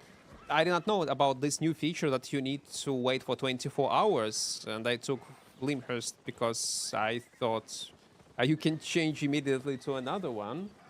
I missed the update, what is this about? Another change or just some new mechanics? Mostly recycled content. I was not playing Albion also for 2 months. If you want to check my first initial reaction on this content, like a new faction update, it was not very positive. A video is on the channel, the latest one, the last one. Yeah. It's weird. But many people enjoy it. Not my thing, for now at least. Again, I'll give it a shot. Chisno, thank you for sub to 1. For Martlock. Maybe for Martlock. Maybe I will fight for Martlock. We'll see. Especially if Limhurst's population is insanely high, it would make sense. Because from Martlock, I can travel towards this location and try to find... we'll find much more PvP.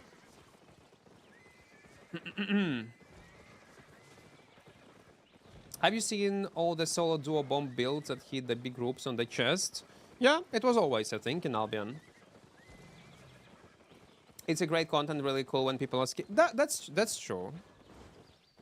It was always fun content to play in Albion. So what happened? It despawn?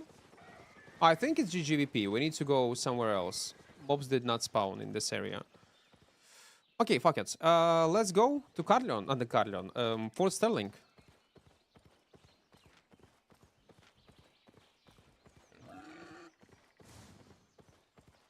If you would check YouTube, Calvin, people were doing this content like for 5 years already. There are some even creators that base their YouTube channel only on a solo clapping blobs, faction blobs. But right now, yeah, it's much easier to do so because people gather to farm these spots. Much easier to find victims. And mostly such blobs, it's random solo players playing together. Do, do, do, do, do, do.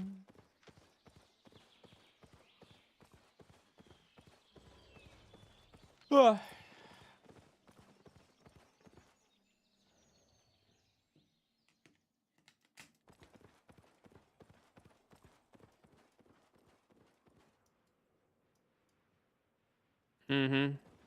Southwest, I guess. Then northwest. How do you check meta builds?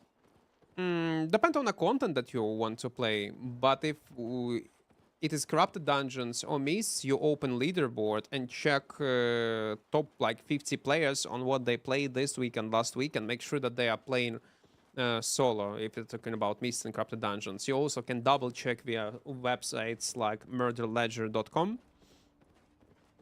It's all right, yeah. Website. There might maybe some others. Oh, that's how you check meta overall. Or if you will find content creator who will make a tier list.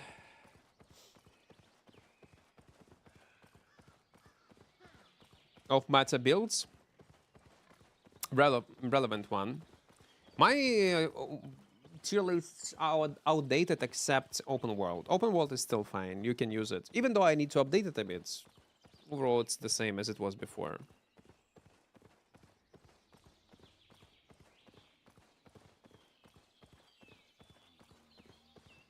Doo-doo-doo.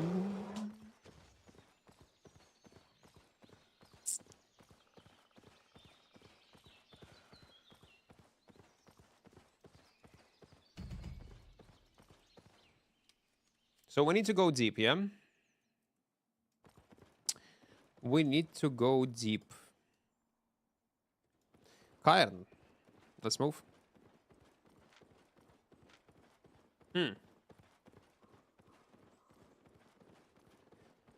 Which one is more reliable, leaderboard or the website you mentioned?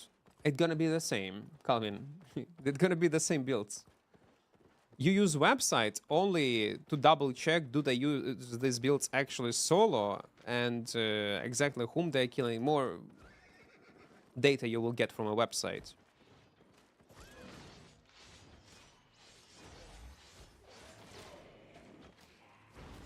What the hell?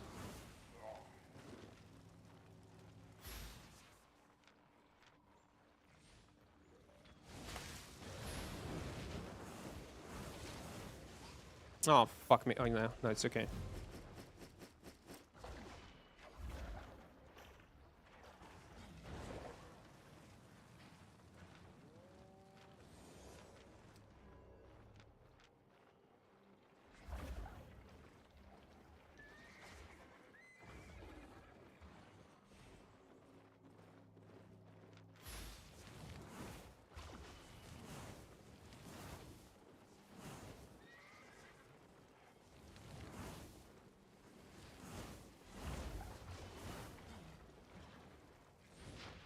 What are you doing?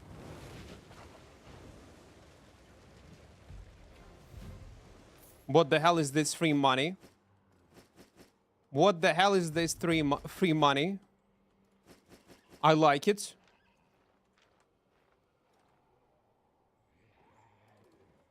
Guys, so now we need to play a faction warfare, I guess.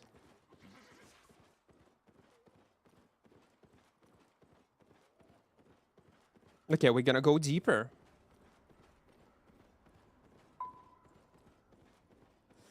My favorite build right now is Sky Strider with Soldier Armor. How unexpected. Well, everything right now with Soldier Armor is playable. Yeah, Pirutikawa Assassin. Yeah, it's great. It's great. I can see that.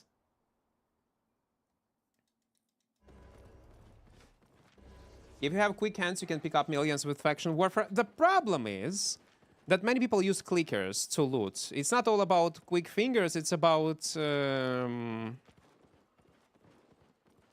macroses. And it's hard to detect and ban these people. But yeah. Right now, probably everything gonna be playable with soldier armor, man. So busted.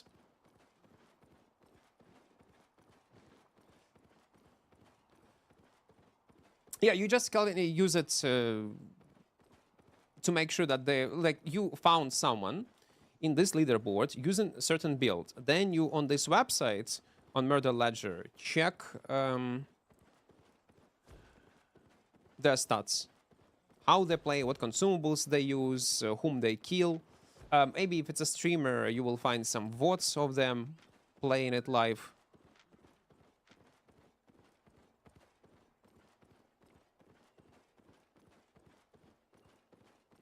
Oh, it's a camp without mobs, by the way. Interesting.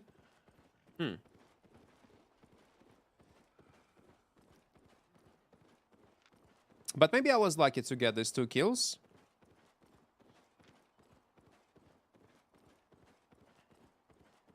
And now there will be no action.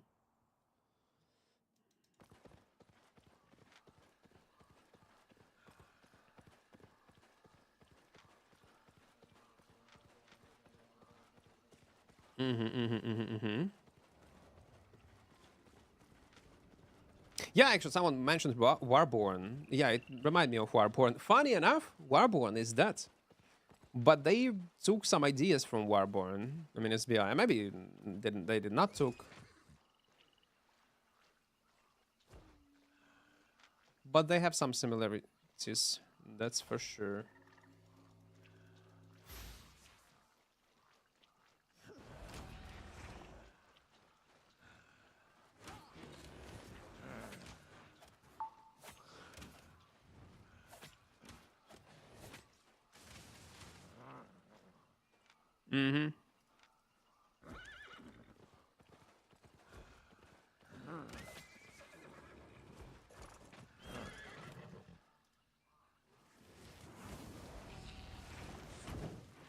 Should we even stay on this spot?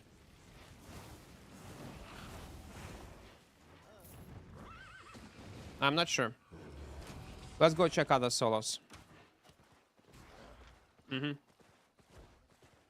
What if SBI remove safe zone? It would be insane. The game will die. That's what's gonna happen, Calvin. If there is no place for casual player base, Albion will eventually die. No matter what kind of PvP game we are talking about, there is no place for casual players at GGVP. You're basically signing up on closing the game in the near future. That's what's gonna happen. Or it will have such a low amount of players playing it that it will not generate any money in the long run. That's the reason why they added orange zones and they become so popular. That's why they are making each update with the thought how casual players would play this or that content. Is it easily approachable for a casual player or not? It might be a fun idea on paper and if you're a hardcore PvP player, but this fun will not last long. You eventually will end up with that game.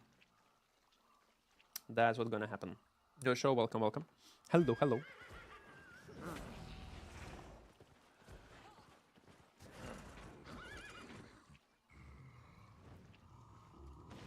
Coffer, I will not risk for this coffer.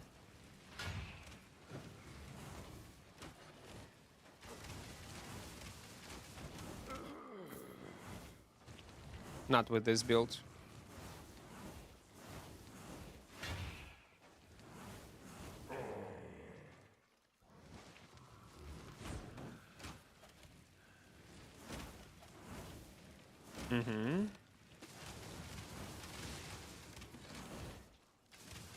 Actually, that was a good advice. to go in areas of enemy faction. Greep, welcome, welcome. Love you. Why? For what?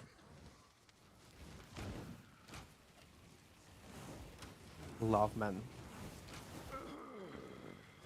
Love is overrated. Don't build this weird parasocial relationship, guys. Come on.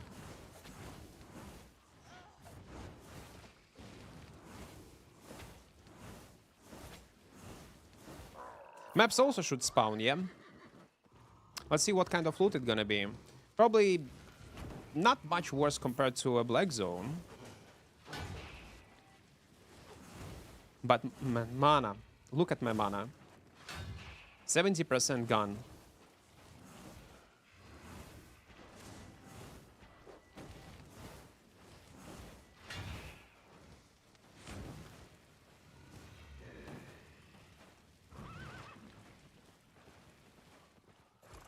Maybe let's regen a bit. You know what would be cool? If they would allow, like, let's say you pick up faction and you get unique passive effect for this faction. Let's say you take Limhurst faction and you get passive mana regeneration.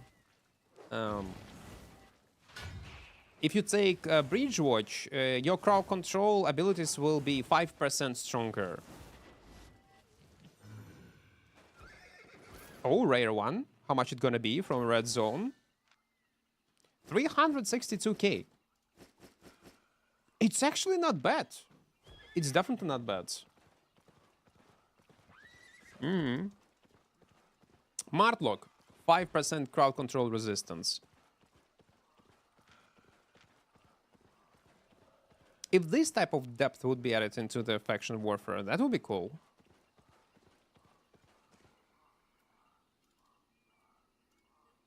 Nightmare to balance. Well, if number is gonna be small and it will not be related to movement speed, attack damage, I guess, and health regeneration or health restoration, I think it's gonna be fine. If percentage is gonna be small.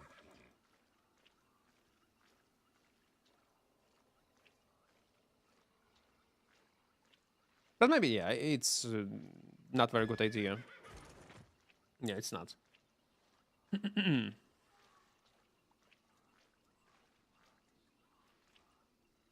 1 minute. But I had enough time, actually, to take a buff, to be honest. Definitely I had. To be honest, we need to teleport back. We have 1.6 mil. Clearly what Albion is really missing is guns.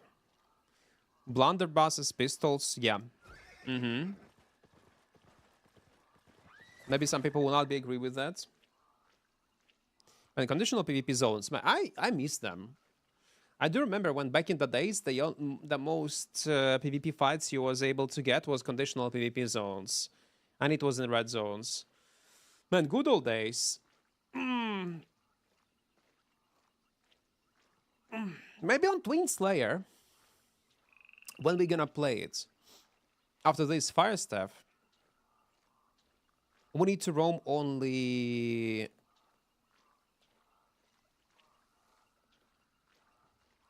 while we are faction flagged. If we're gonna start with Carleon, we can get to any other location super fast.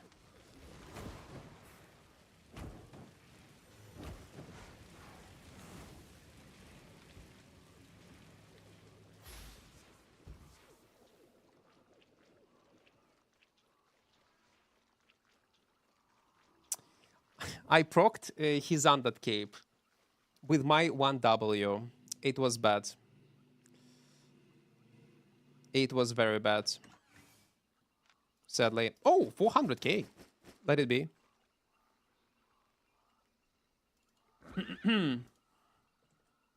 Yeah, it was my mistake. I should cast my helmet a bit early. I did not thought that he gonna be so squishy, man. I thought, okay, I gonna, like, remove half of his health, but not 80% with 1W. He decided to cast it fully for some reason. Let it be. And okay, we are able to teleport back anyway. We have 2 mil. Okay, okay. Give me lightning weapon trim and Badon is just not it. I have a bad news for you guys. I'm not a fan of that at all. I do not like it. But that's probably what we're gonna get. Because there is a demand from certain... I think still it's gonna be a small group of players. We do not have Bard weapon. And most likely we're gonna get Bard weapon line. And I personally hate Bard weapons in all video games. Like in RPGs, in mmorpgs, I hate Bard weapons. Like drums, flutes, all that stuff. But I think it should exist. And eventually SBI probably will end up with Bard weapon line. Like a semi-support weapons, maybe like Arcane or something like that, with some kind of buffs. Nearly killed 5.3 juicer. It's not bad. Not bad. And the fact with that damage, he decided to stay like in this W. It deals an insane amount of damage. Would you play Bard weapons? Well, we tried, definitely. But like I said, I'm not a big fan of Bard weapons in general.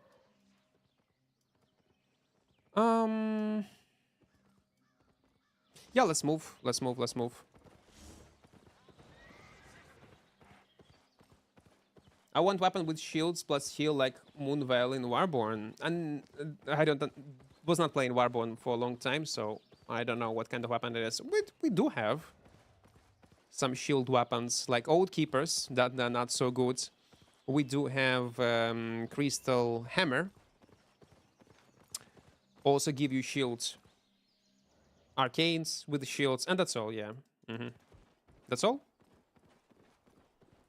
If you're not, oh, okay, and some holy step with the shielding, but that's all. No fighting weapon. We definitely would try it. No matter what kind of weapon line you will be released, we'll give it a shot. I was thinking gear sets that gave passive based on how many pieces you wear. I don't think that would be the case ever in Albion, because that's the whole point of Albion as a combat system, gearing system, that you can combine different pieces and come up with some kind of cool build or combination. It will be against of all these values of what devs wanted to achieve with the current gear system, like if you want to implement sets into the game. I don't know, I don't like it. If you want to add more variety, which would be awesome, like add a second E-spell for each weapon in the game. Second E-spell that you can choose from. You're playing on this weapon, you will have another E-spell that will drastically change playstyle. You're playing with Broadsword, you will have 2 different E-spells. Clarent, Carving, Kingmaker, Spear. And that will shake up meta. Again, will be held to balance. Lee Poker, welcome, welcome. I also prefer builds with shields, to be honest. I love it. The idea of applying shields on yourself that will absorb damage. We have a good armor piece that many people forgot about it, but unfortunately it's not working well in PvP. I'm talking about shield charge. It was buffed several times. It's incredibly good. It has low cooldown, nice shield value, insane range, but there is still one problem, and the reason why I cannot use it in normal PvP. When you use it on a target, yeah, like on a flagged player, it will put you in combat. Don't ask me why, but it will put you in combat, which means that you cannot mount up. Like you will get 9 seconds cooldown for some reason. If this would not put you in combat, then man, there will be so many ways how you can escape, use it as mobility, and not bother about your survivability so much. Because if, let's say, you will bait insane amount of crowd controls from your enemy that can interrupt mount up, you just shield charge on him, wait until you will be able to mount up, shield charge, and then mount up. That's all. It's still gonna be tough to pull off, because you need to remember timings, the cooldowns of your enemies, and if it will be 2, it will be anyway, they will be able to break the shield. But I would personally would use then this boots in open world. But since it puts you in combat, no, you cannot. You simply cannot.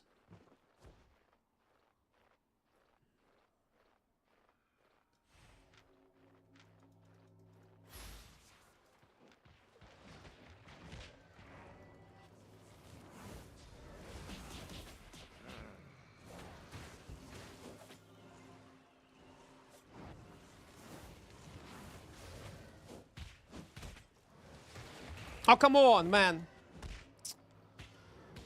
Too much knockbacks. Too much knockbacks.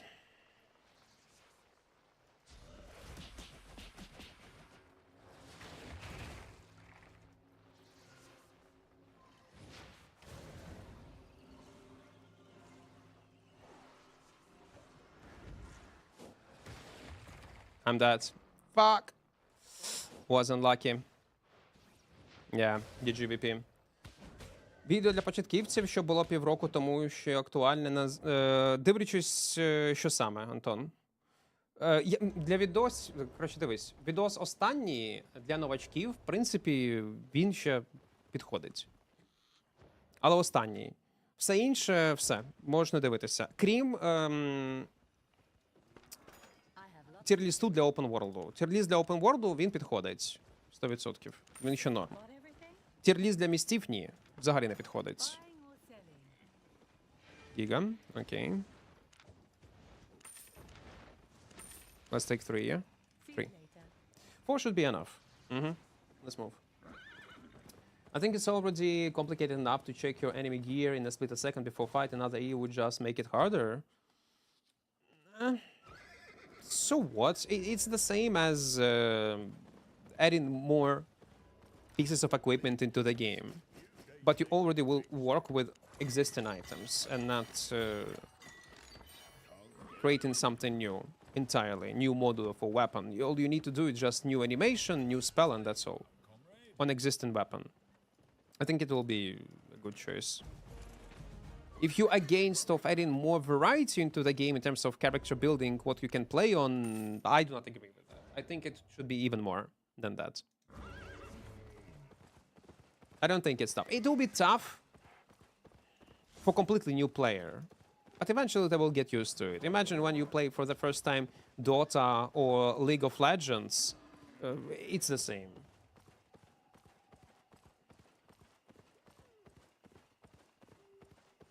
You see this amount of new heroes, you never played this game before, and of course you're gonna be confused.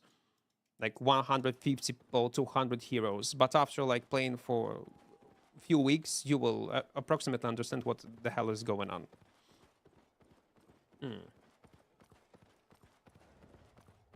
Language Ukrainian. Triple. When I was just started to play this game, I did have a full Hellion scent. Not gonna lie, that was looking badass. That's true. What they can do, if you're missing this outfit, like they can add vanities based on already existing items, like tokens in World of Warcraft. You can use, yeah, if I'm not mistaken, some kind of system that will allow you to use certain items in the game that exist as a vanity. New World had it when New World was alive. Literally the same system.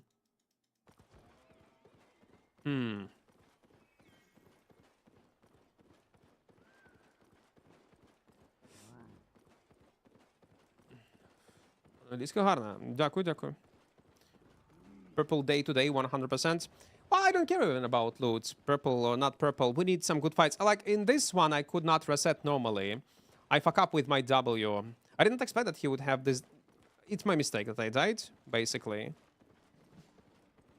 It was possible to do something, but I misplayed super hard. The thing is, they have so many interrupts, stun interrupts that counter my boots, counter my W, literally everything. And then you need to assist this nature step super fast. No, they're not the same language, man.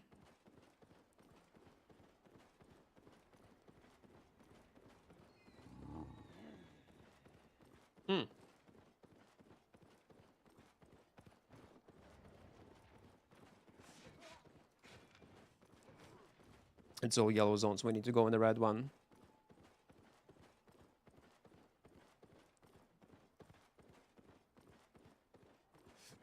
All Slavic languages have similarities. Similar words. But they at the same time might mean completely different. It's more closer to Belarusian language. Kurva is universal. That's true. Right now it is. Bober kurva.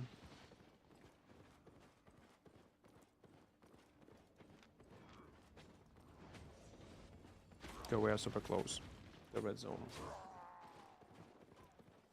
How old is this meme, man?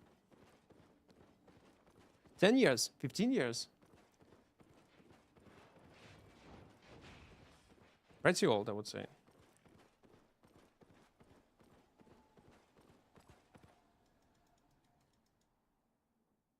Yeah, the original video. No, not original video. When it was transformed into a meme. Maybe I should start with Firewall, man, by default. But when it's a duo, nah. I don't know with what to start. What would be the better choice? Without this W, will not be able to deal normal damage, to be honest. But without Firewall, I will not be able to survive. So it's...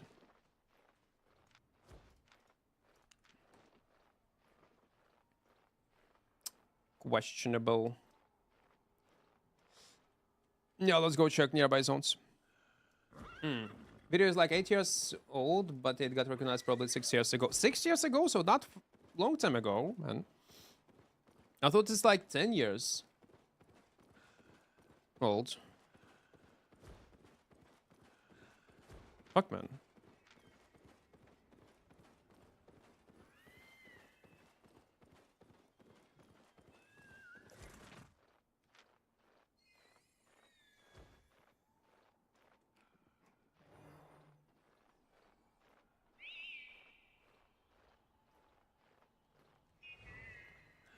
Mm-hmm.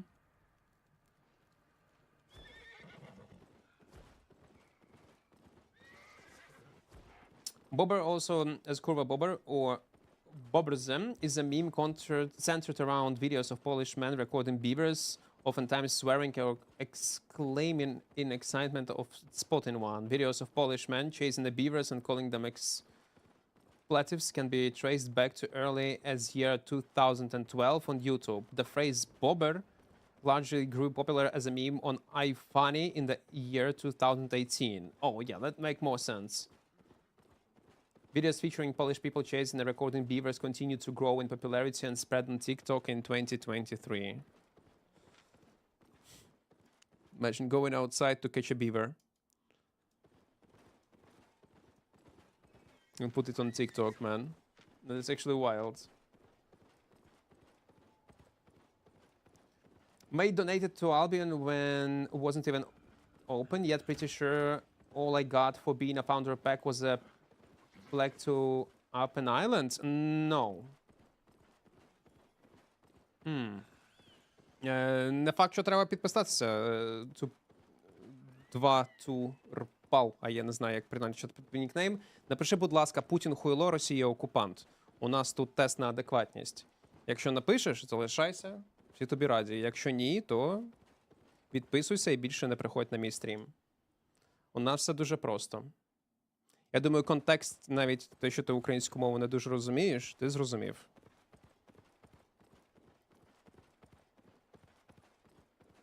I don't know. No, it should be more than that. You should get also different type of vanities. If I'm not mistaken. Бо ватників на каналі я не хочу бачити, на жаль. Для тебе, мабуть. Чи, ну, дивлячись, що ти напишеш, чи не напишеш. What with capes rare and ability? Well, they are at some point. They just need to update them a bit. It's also outdated, the way how capes are working in... Okay, this body is actually... Fuck. No, out of range. Out of range. I should actually use invisibility.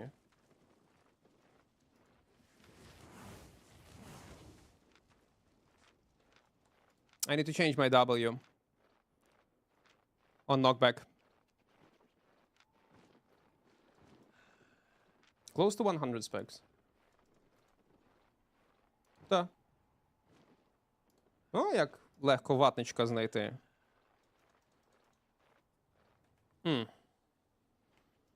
So what they need to do is add an optional turn on, turn off button for certain capes. That would be much better. Let's say turn on Tetrod cape to work or Avalonian cape to work only if you hit an enemy in PvP or when you are PvP flagged. I mean PvP active. When you're in combat. That will be the best way to describe. When you're in combat, then it will proc. It will solve so many problems. Undead cape, yeah. Demon cape. Like, I want to use demon cape in PvP.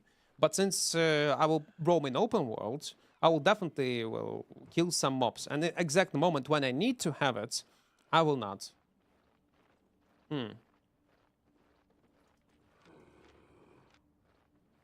Has a friend, man. Maybe they are thinking, should they kill me or not? They can.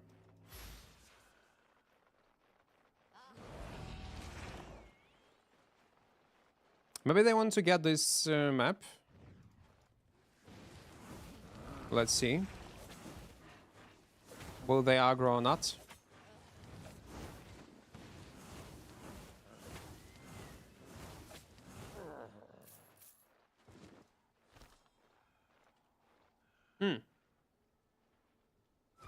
Cape's Demon Cape is too long. Again, if this feature would be added into the game, no, everything would be fine. It's basically gonna be like quality of life change for many capes. It will revive so many capes, man.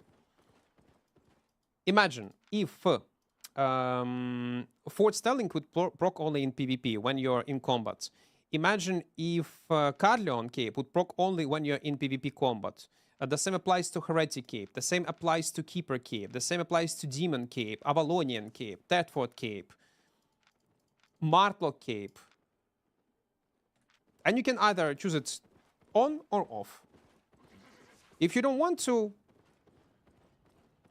proc it only in PvP mode, it's okay. It will work like it was before. Simple as that. Like a switch.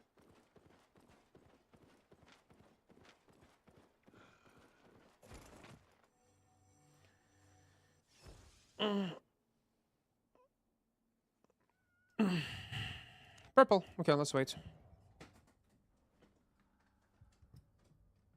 Man, in this case, I would use Demon Cape on many setups. Yeah, one button. Maybe they're not adding it intentionally, because they are afraid it will affect balance in a horrid way.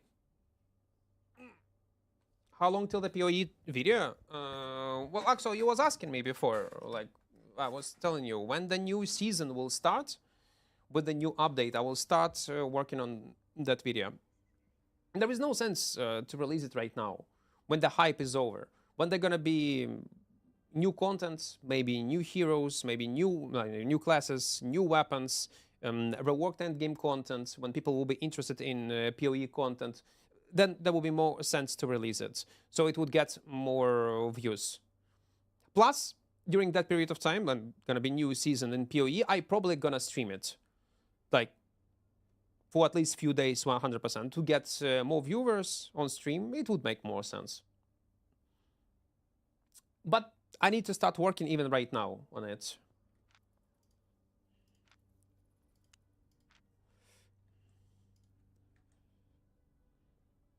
That would be, yeah.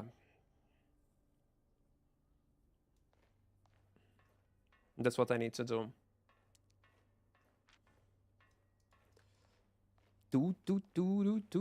Okay, you know what? More I play this faction warfare, more I like it. I mean, with this type of approach, we take enemy faction and go to enemy territory. Considering amount of players playing on Royals right now, while faction flag, it makes sense. Yeah, it will be easy to ruin content if someone will decide to ruin it. But if it will happen, we will just go in the black zone, yeah? When we are trying to have fun on some kind of goofy builds. Back in the days, by the way, when I just started streaming, that's what we were doing. We were playing like on Royals for first hour or 2 hours of stream, when there are not much people lurking on the channel. And then we switch into a black zone.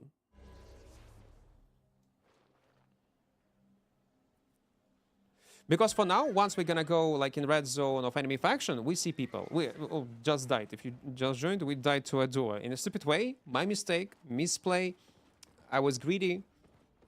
Previously, we killed 2 guys and almost third one on the small chest, on the objective.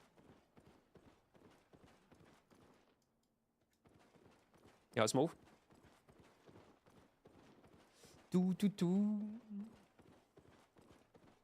It's pretty chill. And it's evening time. Probably during morning time there will be even more players. Maybe not.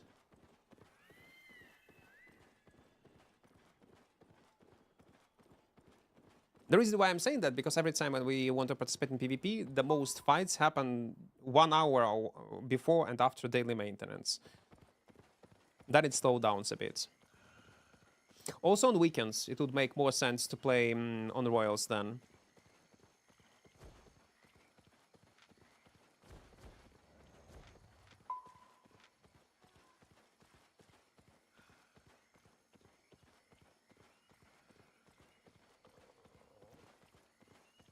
Can you explain the 120 state on your items? It was never in the game when I played. I'm sure it wasn't, but I couldn't... yeah, so that's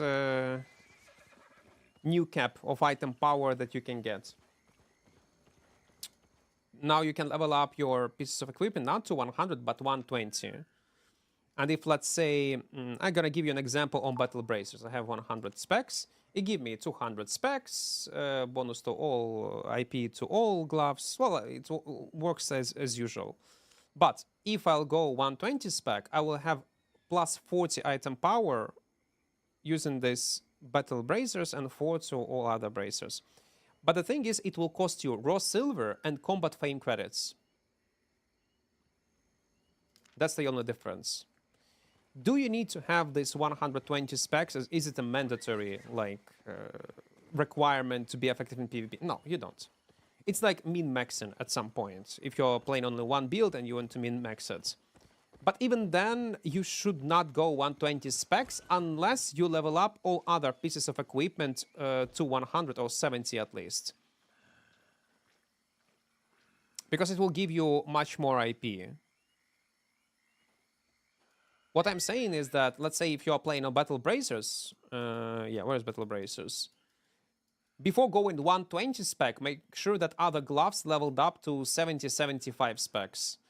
Because they're also going to give you bonus item power, and it is much easier to achieve and much cheaper than going to 120 into something. Well, yeah, it's nice, silver zinc mechanic and something to grind for. But I personally do not like, because it increases entry barrier for players anyway to participate in PvP and increase character power. like what mostly Team Park MMORPGs are doing. Yeah, when there is a new patch in Team Park MMORPG, in World of Warcraft, any other game, yeah, they increase level of the maximum character, they make better items, and all your progression that you was grinding for make no sense. It have no value. Now you're just a weak piece of shit, even if you had like best in slot items. That's why this approach with 120 specs I do not like, and I hope it was the last power spike we will ever see in Albion.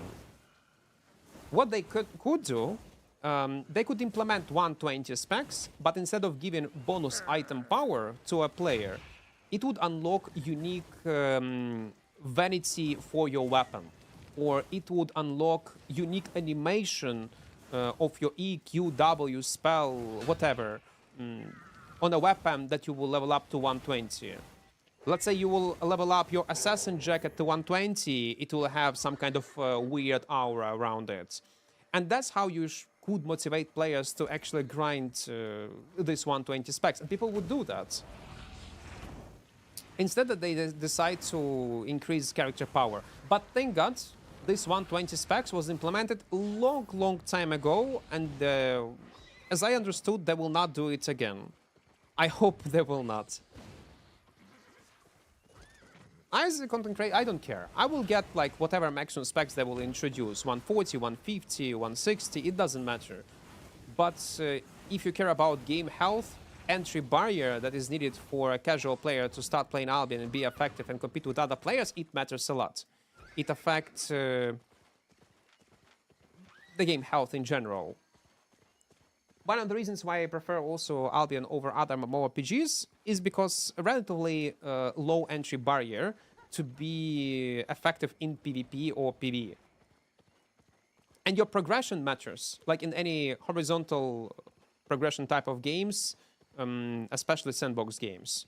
You can take a break, like once you have 100, 120 specs right now, yeah? You will take a break for like 3 years, you will come back into the game, and your character still have the same power as it had 3 years ago. You don't need to catch up with anything. You already leveled up your character, and that's awesome. So let's hope it's gonna stay on 120 forever.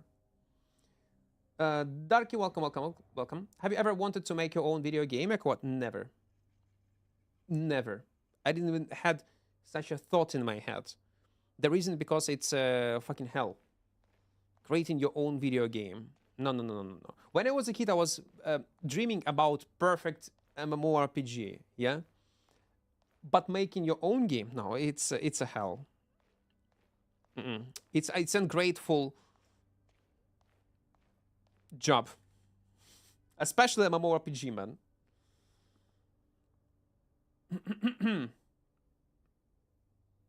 We all hope that I am. Would be cool to have leagues like in Albion with full resets, very likely gatherers. We split on me for this, but that would make Albion way more interesting. Like seasons at some sort of PoE with fresh starts. Yeah, I was thinking about it also. Like I make seasonal servers that will last like for 2-3 months with unique mechanics, maybe content like in PoE, and then there will be a wipe, and as a reward you will be able to unlock unique vanities on a main server. But I don't think it will fit Albion right now. And this world should be smaller, I guess, with some kind of events. I don't know. Right now it will not fit. No, I don't think it's a good idea. So no, it's not so dungeons, it's boss layers. So sometimes when you roam in open world, you can find maps to lead these hidden spots with bosses only, where you don't need to clear mobs. And they just give you a chest with rewards once you kill them. That's all. It's a blue chest, so it will not be much, plus we are in red zone. But some purple bosses, purple chests can give you decent amount of items, silver. As you get 73. Well, it's not bad for fast clear, almost 100k. But it will be purple or gold, and it might be around half mil, 1 mil of silver, depend on your luck. Watching your stream makes me wish I never got rid of my PC. Why you got rid of it? No, listen, if you got rid of it because you had, you could not control yourself and you was playing video games non-stop, but you also didn't want to get rid of games, that's why you took console, and you would assume that it would take less time for you to play video game. No, listen, if it improved your life, getting rid of your PC, then you made a good decision. I'm 1100 AP. I forced a fight under purple chest on a cursed step, 1400 AP. He took loot. I dismounted him and chased. He overcharged and broke his inventory. I one-shot him with 1Q. He dropped 600k loot. Yes, because even if you will... let's actually check nearby zone, this one. Even if you will destroy your inventory and you will not change zone, your items will not be destroyed entirely from the game. It's a protection versus this type of grief mechanic. So let's say if the solo player is getting ganked by a gank squad or by another solo player, he will think, okay, I'm gonna be so nasty, I will delete all my items, he will not get anything. No, game will restore it automatically. The only thing when it saves deleted items and they will be deleted entirely from the game, it will be scenario when you change zone. Or you enter, let's say, a solo dungeon or a group dungeon. Oh, we have a huge playlist, man, of songs that definitely were in some kind of games. I remember how cool the game was with people being happy to literally gathering a blue iron when they started EU. Yeah, like a fresh start of any server was an incredible experience for everyone. Everybody likes fresh starts. The thing is, it's hard to think of an idea of implementing such system into Albion without ruining the core servers and without ruining community and make everyone's happy. That's the hardest decision. I think implementing seasonal servers is not a big deal for SBI. They can do that. But there should be something behind it. Timanji, welcome, welcome. I'm trying Royal Zones right now under Faction Flag. For now, it's all right. We got some kills, we got some action. But I made a small mistake, Tibanji. I flagged for Limhurst and I could not took Carleon because they implemented 24-hour timer that I was not aware of. And now, yeah, we stuck with this faction. Global server will be so good. Global servers is impossible with our level of technology, man. Like every cluster would belong to a certain region, you mean, yeah? Like, as an example, Fort Sterling, it's only Asia. It will be on Asian servers. Limhurst will be on EU. NA will be Thetford. South America will be Bridge George, as an example. Yeah, it's not possible yet. Technology does not allow that in a mmorpg, so it would function. And we are talking about global server for everyone. We had it. We had it. Initially, Albion, that's how it launched. It had servers only on an A, and if you wanted to play the game, you should suffer with an A ping. And you might think it was a good idea. In reality, it was not. When they released the EU server, it was such a blessing, man. Probably releasing EU Asia, it was one of the best decisions SBI ever come up with. If it's EU IMO, that's a thing, man. That's a thing.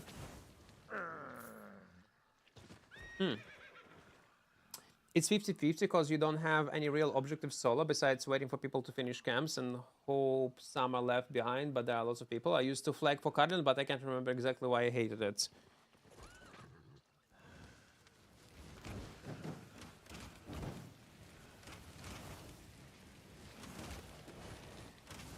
Maybe because people can cheese you somehow.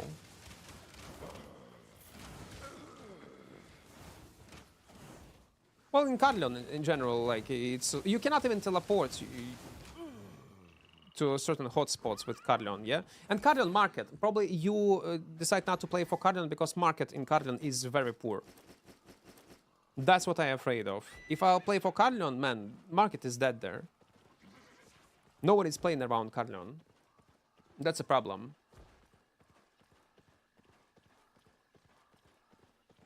That's actually sad. Craig. Well, let's go to Craig. Let's move, let's move. It's a silver coin void for each player that have been playing for a while, going to 120 spec.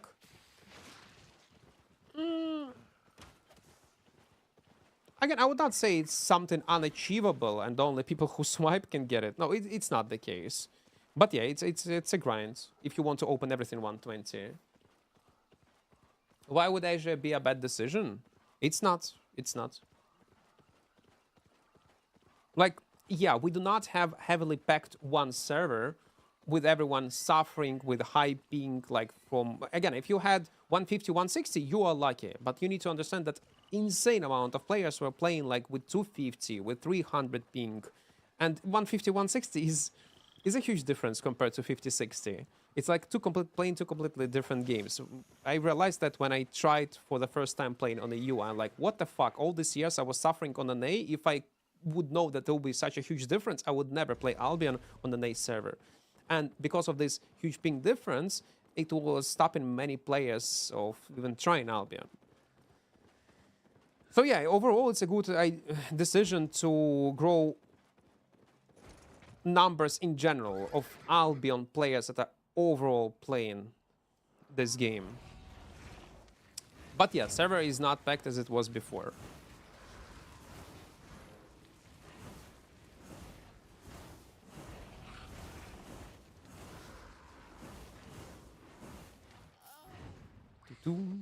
Tibanji, what do you think, by the way, if you are still in chat?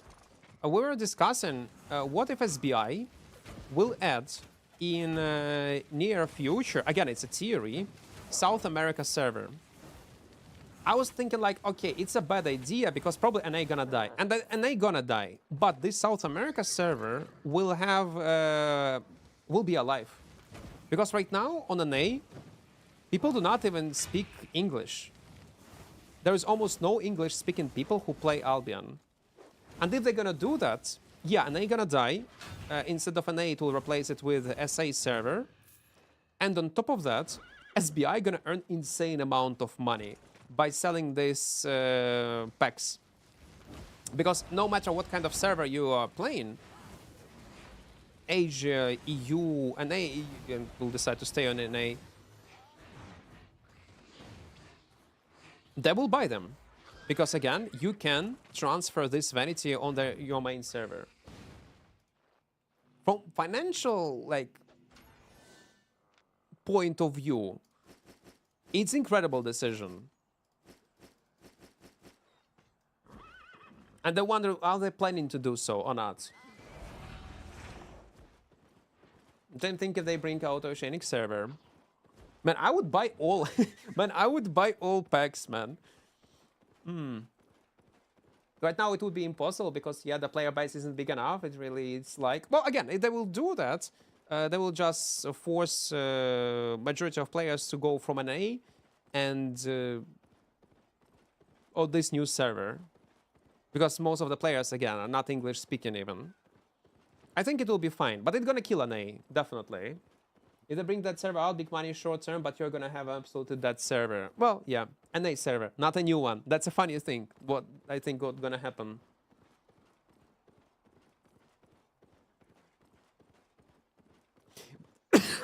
Sorry. But if they will do that, will it be a red flag or not? I would be concerned a bit. Because it would look like, again, it would look like, I don't know what kind of future it's gonna be like for this both two new servers. It's gonna look like that they are trying to cash out and and that's all. And sell Albion to another other people. Earn as much as they can. The game just isn't big enough to sustain more servers. One of the biggest complaints is the miserable stream is that since the release of the new servers, 2 new servers and 3 new main continents, player base is just so split. Only thing making the game look really alive right now is faction. I'll not entirely agree with you, but you got a point. Yeah, definitely it's split population, obviously, but also it's not so packed as it was before. That's true. Right now, okay, right now we do not have capabilities for another server. There is no sense. Maybe with the new release of PS5 Xbox, it will change and they will think about it.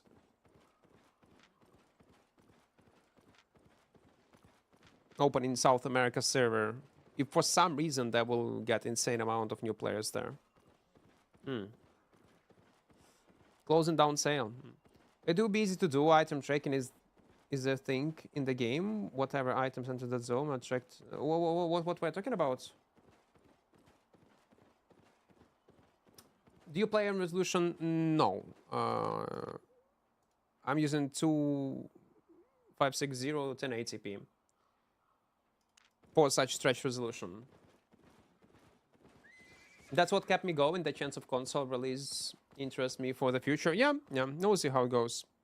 Someone mentioned if it was 2 days ago we were discussing this, if it will bring 5 to 10k daily players, not concurrent, daily players on each server, would be insanely good for the game.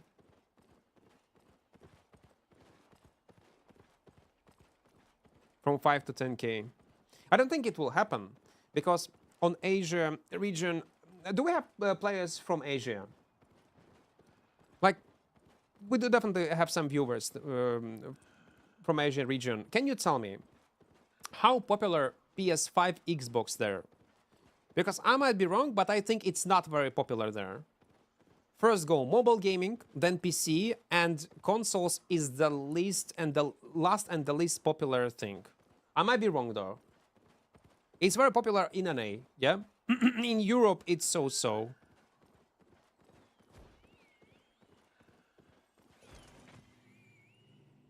It's a free one.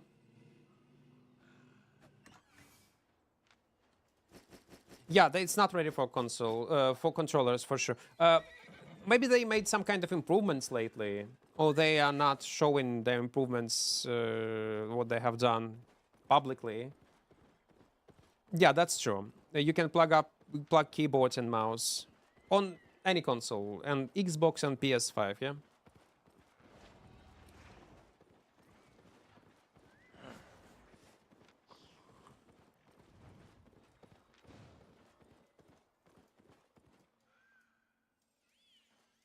Craig. Oh, we can check. Maybe there will be some Cardinal Faction boys. Maybe not. When you think console release 2026, I think it's gonna be announced this month, Bruce. Again, it's my guess. What we can expect, Tsibanji, by the way, are you, I don't know, are you aware of that or not? But PoE2 community, PoE2 streamers already spoiled, and I can talk about this publicly because, again, they spoiled themselves on stream, that probably SBI is gonna do the same event like Crucible like they had before. And they were inviting some PoE2 creators. Or well, at least they were discussing this. So there will be definitely this event. This event will be connected to something big. It's either PS5 Xbox release or a new server. I don't think it will be related to a new content update. And yes, right now they are working on new arenas. They already confirmed this in a Reddit post, that it's already ready. They are testing it. I'm not telling you any kind of secret information. I don't think it's gonna be a new content update. And this event. It should be something bigger than that.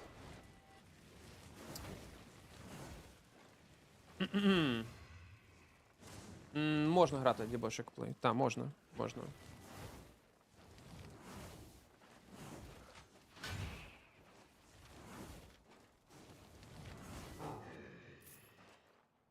з кінжалом в кораптах? Ні, вони не дуже зараз граються, насправді.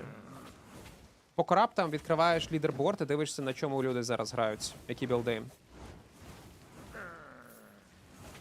Do you view players on your server a lot harder than West server? Seems like an all Asia players are so good naturally. In terms of skill, how people press buttons, EU server is again. It's not very fair to compare it because I was playing on a server a long time ago. But when I was playing it, and they are compared to players who are playing on EU players, they are much better. They're like 2 times better than NA players. With all my respect, guys. But maybe it's not because of that, but because I was playing NA a long time ago and everyone was shit. Yeah? You still can find newbies and good players everywhere. But I would say EU server got more sweat lords than NA. That's for sure. On Asia, actually, I'll be honest, Asia server for me was the easiest one. It was... So on the first place, it will be EU. On the second place, it will be NA. On the third one, it's Asia server. In terms of personal skill, of overall player base. And the reason for that is because there will be experienced players on Asia server, especially whom was playing on NA with insanely high ping, and they will naturally gonna be better than majority of other players. And on Asia region, it was entirely new product. There is nothing close to Albion Online. And they have a much fresh player base that never even played it. That's the reason. But again, it's just subjective opinion. Like, it's subjective.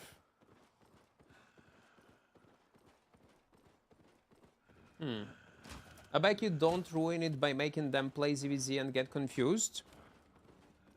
Don't ruin it by making them play ZVZ and get... I'm confused. About what? I think Xbox, if the game allows keyboard and mouse, more people use. Yeah, but the thing is they're also gonna lose a huge player base. Imagine a casual player that is playing games on PS5, Xbox, see Albion Online, lots of ads, etc., some kind of event. Naturally, he will try to play game on console. Oh, sorry, on this controller. And he might have not the best time. And they will just quit. Eugene, welcome. Reality is, we need more mobile, we need more console. Those are the players actually playing the game. That's true, though. Majority, I would say, the most active viewer base... You would probably agree, guys, who was doing YouTube content.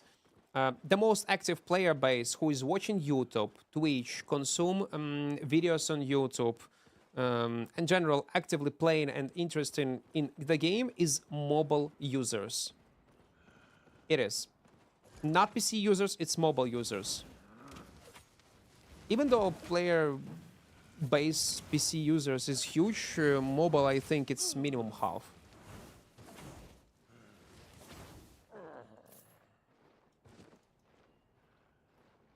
I use controller on tablet and medium large scale ZVZ, so when it comes console, it should help me to perform better, as the specs on Xbox are much better than my tablet. It tags a lot and I have a good Wi-Fi. So you, Bruce Lee, Bruce Lee, did you, you always play on a controller and you get used to it, yeah? But it's a bit clanky, no? Tibanji was in chat, he was trying to play on on a gamepad and controller, and it was a bad experience. I also tried it, but I suck naturally on controllers. That's why I did not enjoy it. SBI need to spend money on advertising. It's still a healthy game. No, they do spend money on ads, man. We were discussing also a few days ago how everyone is getting these Albion ads non-stop. And when there is a new content update, they put insane amount of money into advertising the game. Doing different events, buying streamers. Yeah. They're doing a great job.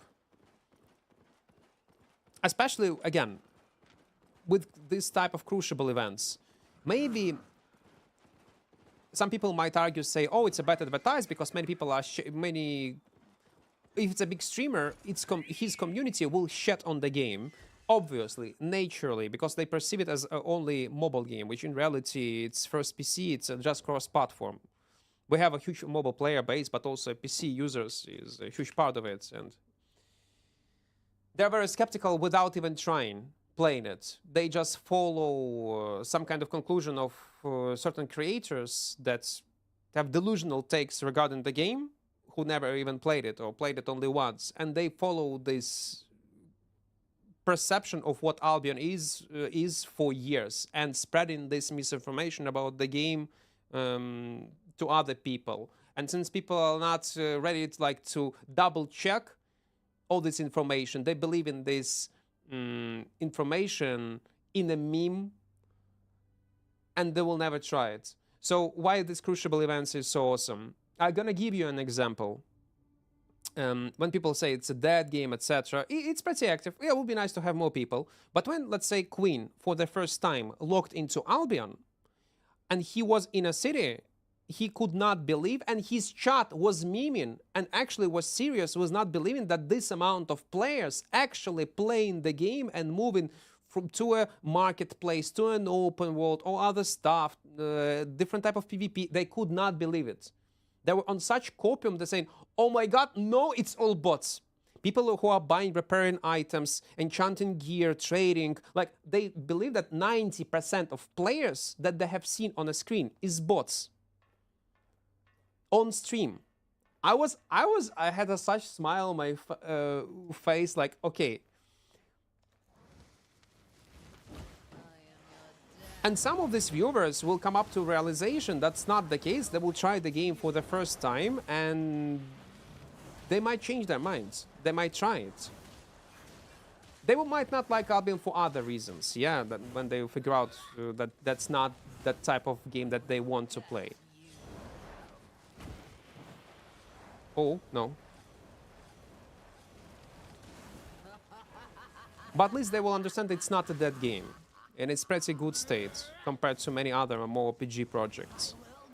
That's why this advertise is good. Even with all this hate from certain communities. I found 8.4 night boots in a common chest. That's your reward for not playing Albion for such a long time. It still will not be super expensive. Maybe a few mil, like 3. No, not what 3. Probably it will cost around 6 or 7 mil. We have almost 1 mil, okay. Oh, they make it this year again.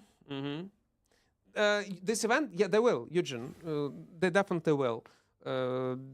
I was mentioning this before. PoE2 community already spoiled it and were saying it on stream that they were contacted by certain agencies asking will they be available for a long-term sponsorship in Albion Online. But it was long time ago. Maybe they changed their plans, but yeah. Oh, even 12 mil. Controller can be weird until proper setup. I've always used controller and never touched the keyboard and mouse in my life. I'm a massive controller fan, even if it's a slight disadvantage. Okay, okay. So, well, you probably can get used to everything. That's true.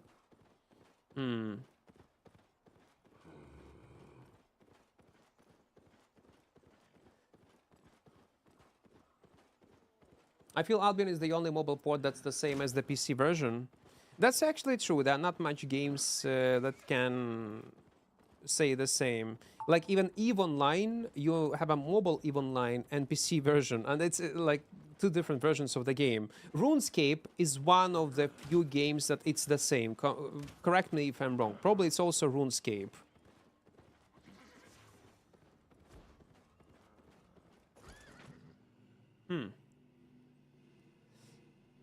Whoever created this game is 100% genius. No, they are lucky. No, they're not saying that they are not geniuses, they're not smart people, but lots of luck was also involved. And when I talk about luck, it's certain decisions that they decide to make.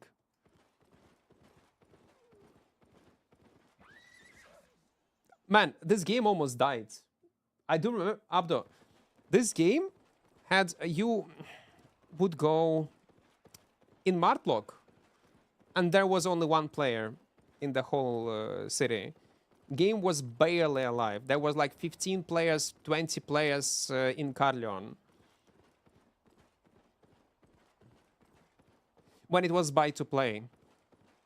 If they would be stubborn and decide to anyway push game as buy to play, like Mortal Online 2 have done,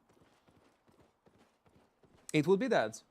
Many people like miss this period, or like I see some veterans coming on my stream like, oh my god, back in the days when Albion was buy to play, that was a peak. And now it's a free to play, it's shit. They do not understand that this game would not even exist if they would keep selling the game as buy to play.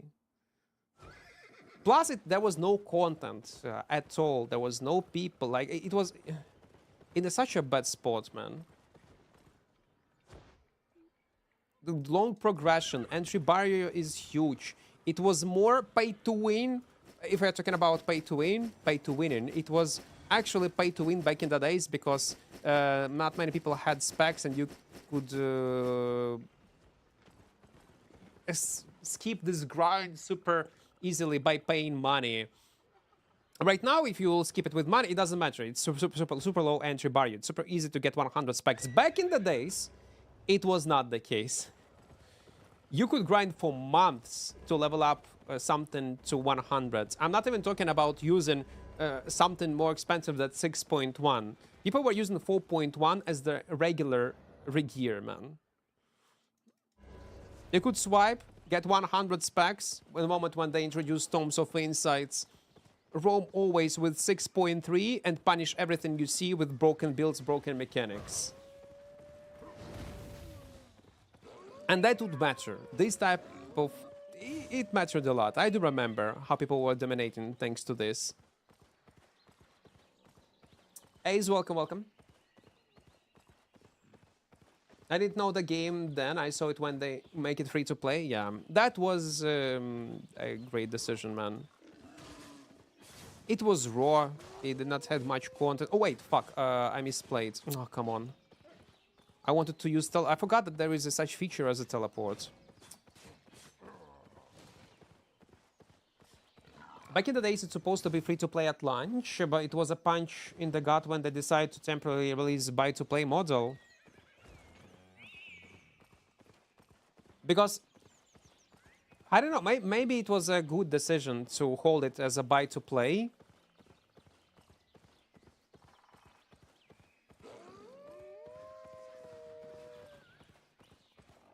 To focus on development, polishing core mechanics. And if something would goes wrong, they would have still money. There's some money. I don't know what was the logic behind it, but it's interesting. If we would have some kind of interview with devs, it would be nice to hear their story, if they remember. Well, they do remember this period of time. Robin remember. And he's still in a company. Avalonians too. Retroman joined Albion only on a free-to-play, if I'm not mistaken. Satisfied? People recognize on streets? No. Come on, man. I think Albion Online will always be at top games. Very good. So many ways and can only get better. Just hope the devs don't ruin it. I find the PvE and PvP very fun. Black Zone keep me playing. Did you miss me? Well, let's hope so. It will be in a good state. It will still definitely gonna be alive for the next 2 years, 100%. It's still gonna be great. Yeah, Retroman joined Albion on a free-to-play, if I'm not mistaken.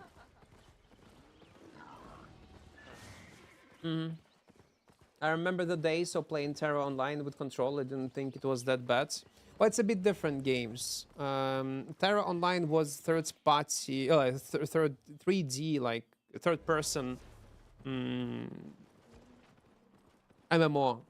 And it's much easier to balance this type of games. When Albion is, even though it's isometric, it has a MOBA combat system. That's a problem. And it's hard to make a good controller support in the MOBA combat system in the mmorpg. When you need to change targets, when you need to use non-target abilities, it might be tough.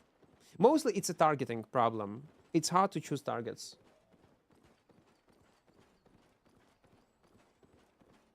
Mr. Half a year for one balance patch.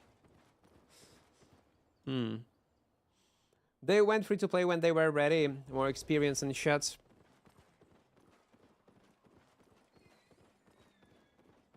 Oh yeah, yeah. My point is that people who were like against of going on free to play, they do not understand that the game would die.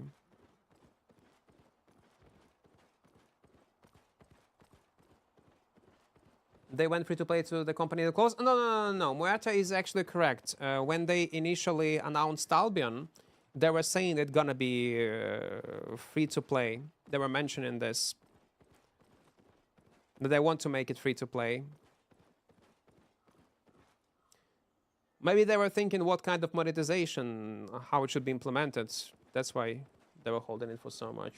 Do you think it's worth playing with Daggers and Corrupted? It would be interesting to hear your opinion about Dead Givers. Dead Givers right now probably the only way how you can play Corrupted. But I would not recommend. There would be much better options to play on with, again, soldier armor, maybe. Check leaderboard of players who are playing Corrupted Dungeons and copy their builds. Top like 50, 100 players. In the new gen games, free to play is a really good model. It is. Like, good example, man, Where the Wind Meets. Again, not my game. I will not play it. I don't like it.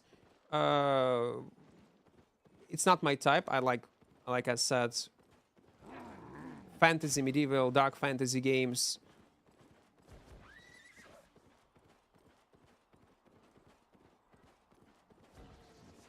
But man, they earn so much money. It's just wild. There are so many things to do, so I don't myself getting burned out yet. Well, yet. That's a question. When you take a look on Albion from a veteran perspective, there are not much things you can do. For a new player, it's a gem. Definitely. It is. People like that Fortnite, Clash of Clans. Don't talk about MMOs. Well, yeah, it's awesome. Probably in future, League of Legends also going to be free to play with lots of vanities.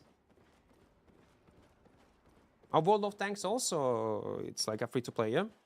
Never played it.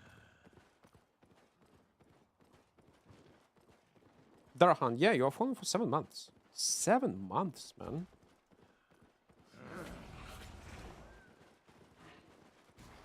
We need to play this Royals during a prime time on weekends.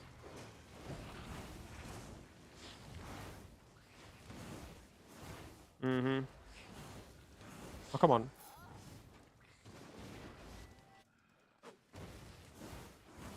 Yintoshu, welcome. Doing fine, doing great.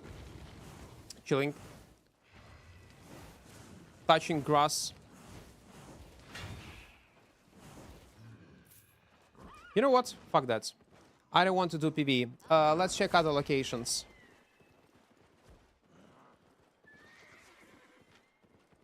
I want to see the most populated zones.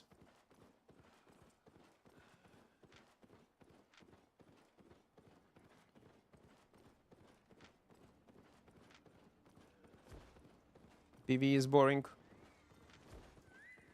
Yeah, let's move to Tetford location. Yeah, let's go there. Albion has a good replayability when you get tired of it and take a break. I played since alpha, but I took many breaks, especially in the first year after release. Yeah, yeah, that's true.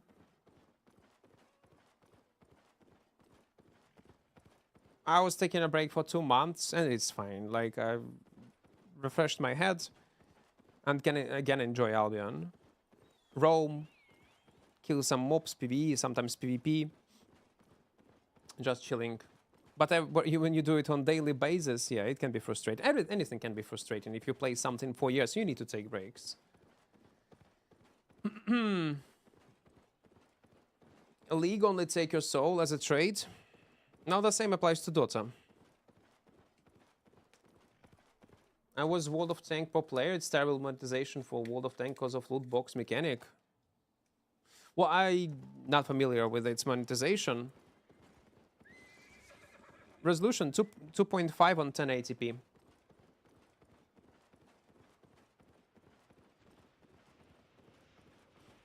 Because phones are being just as good as PCs with graphics and controls, do you know how many people in the world playing mobile phone games?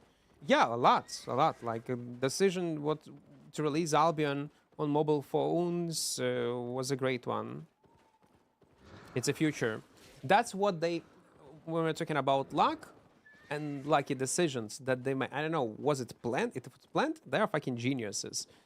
If they knew that gaming gonna be very popular on mobile phones back in the days when they started developing the game, because they started developing it with the thought that, okay, we in future will port Albion Online on mobile devices. That was their initial plan. And they were developing it for many years before it officially become available on iOS and Android without downloading like APK file. That was probably one of the best decisions they ever made.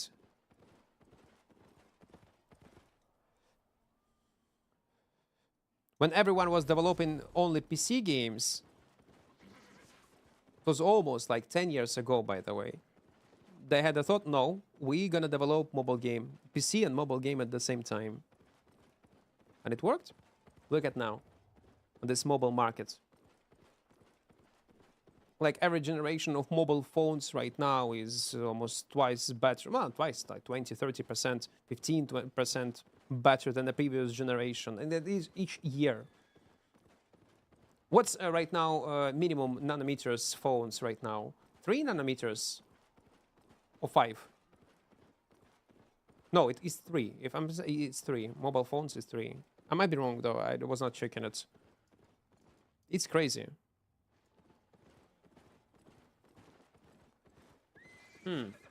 That's like the most Unity games though.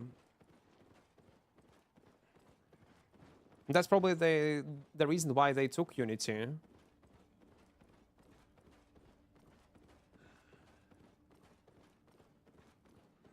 Mobile games are becoming a gaming system that's being formed last, but with the most users. I might take a break when Fallout 3 Remaster comes out, my favorite games ever. Are they planning to, yeah? Fallout 3 Remaster. Remind me of Oblivion. Man, Todd gonna sell you anything, man. Listen, I never finished Skyrim. I bought Skyrim twice. I bought it fucking twice. I never finished it. I was playing it a lot when it was released, but never finished it.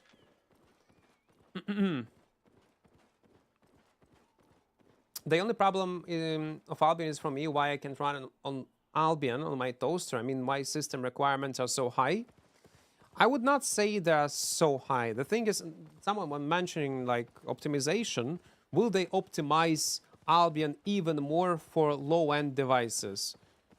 And the answer is simply they will not. They're probably happy with well, they will try to improve it in general, optimization on PC, on mobile devices, but they will not work specifically towards low-end devices on mobile phones.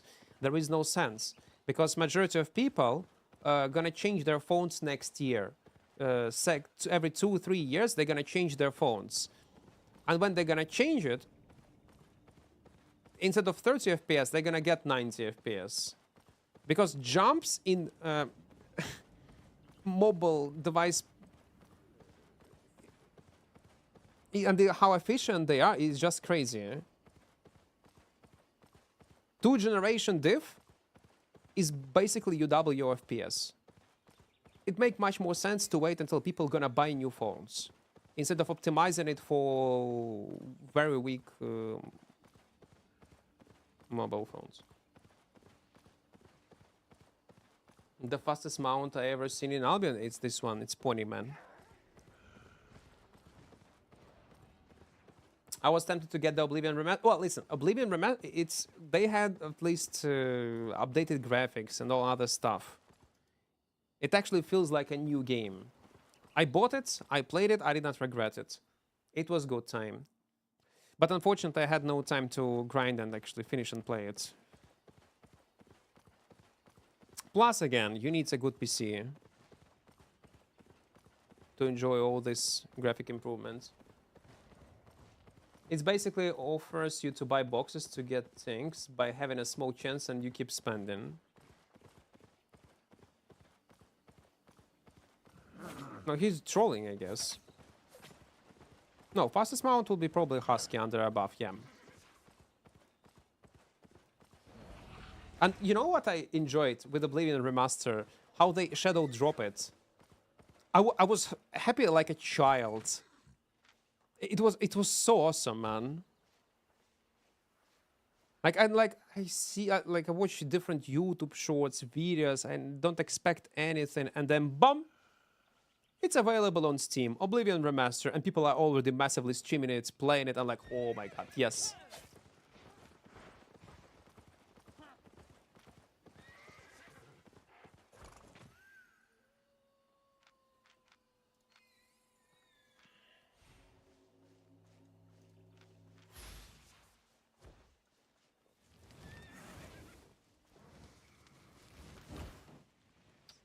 I should use invisibility. I did not thought that he'll be so...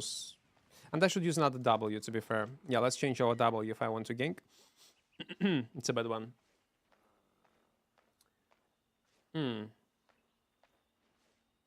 So talking about shadow drops. If the new Skyrim game... No, that's just Elder Scrolls game gonna be released, there is a high chance that it also gonna be shadow dropped.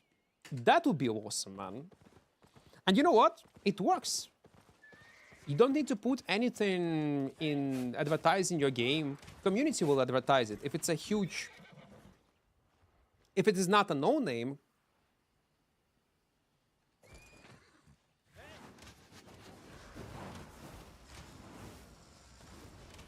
Streamers, YouTubers will advertise it itself.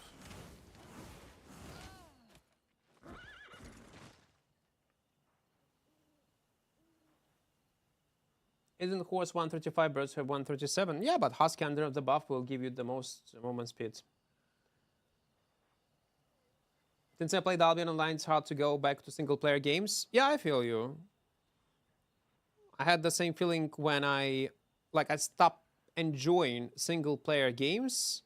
I was playing them a lot as a kid, but once I tried Lineage 2, mmorpgs, Dota, I could not enjoy single-player games again. I always had the feeling that I'm wasting my time. Until recently, when Baldur's Gate 3 was released, I tried it out. I forced myself to finish this game, to try it, finish it, and I did not regret. After that, I started playing more of single-player games.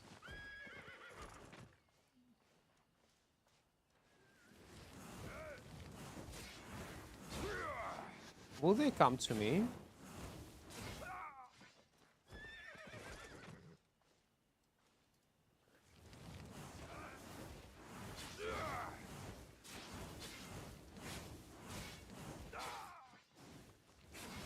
There is a Blobion minimap. They're super close to us.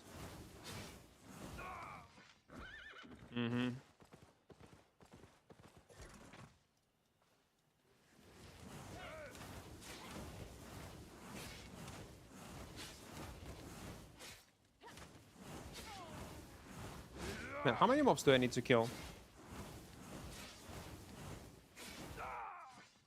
I'm just crazy. I cannot even use his spell. I can play on mobile on iPhone 12 with the same graphics as you with 16 FPS, a steady ping without Wi-Fi. Well, iPhone 12 is pretty old one. You can run probably on iPhone 12 Albion on 60 FPS if you will lower graphics. I think it's still possible. What's the latest iPhone right now? 15? Or 16? I forgot.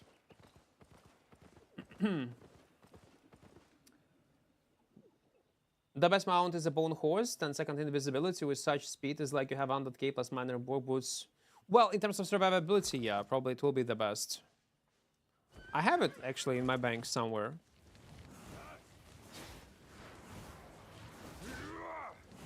Man, I love shadow drops. Now you remind me about this Oblivion, man, and like, yeah, I want to see more games like this. 17 right now. Come on, man. You're talking about 5-year-old phone. 5-year-old phone, half of a decade, man. And still, you can probably lower settings and play it on 60 FPS. It's a very old one.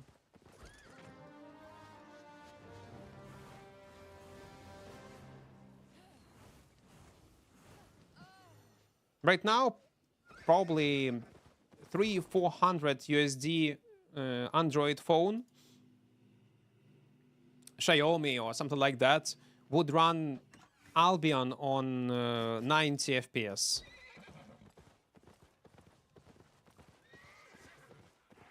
On 100% it's gonna run on 60 easy. I have iPhone 14 Max. I play on maximum performance with no latency.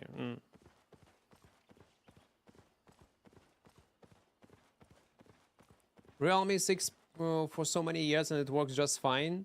Realme 6, you can play Albion on calculator just like Tibia. Realme 6. It's a phone from 2020. Price.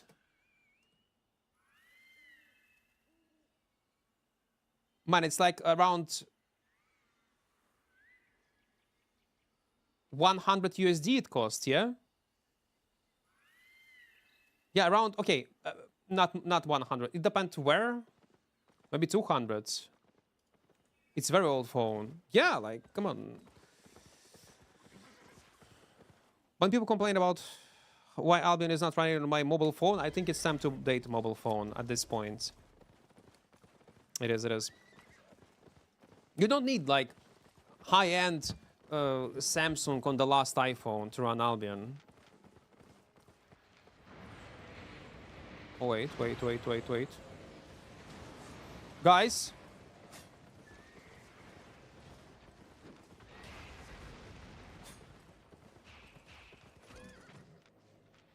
What the hell is going on? I have IQ phone, super good for gaming, 144 FPS. Yeah, you can find some good budget phones. Especially if it's Android.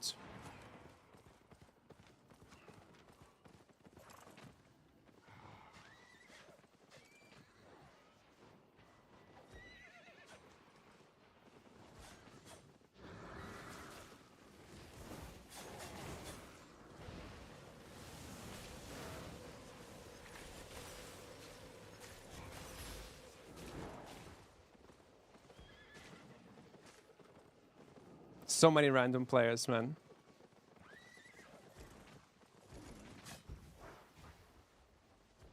Come on, guys.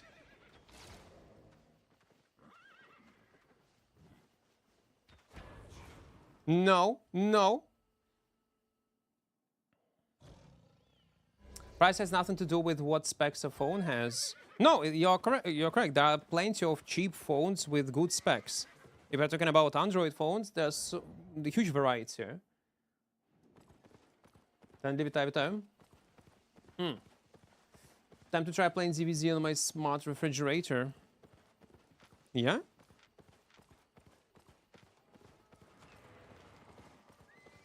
There was some kind of meme ad probably when someone was launching Skyrim on a fridge. No?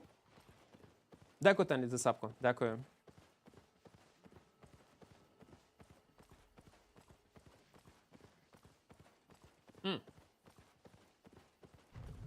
Ти диви, бо на контролері таке собі задоволення грати в Альбіон. Ну, можна звикнути, а вже ж.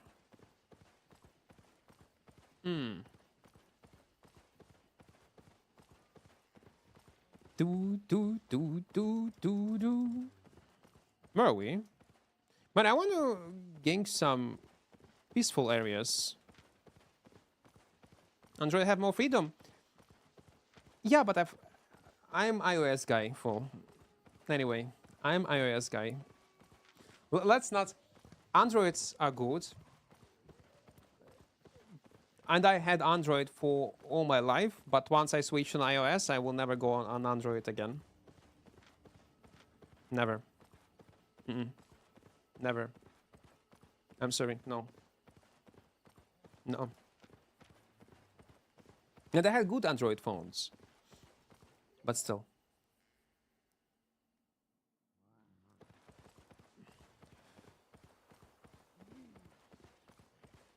У мене таке враження, що набагато краще буде грати не на контролері, я ж зараз вже ти з телефона граєш, а на тачскріні, ні? Ну хоча, якщо ти завжди грав на контролері, може і звикнеш.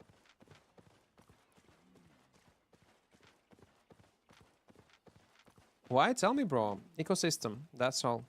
And everything works by default.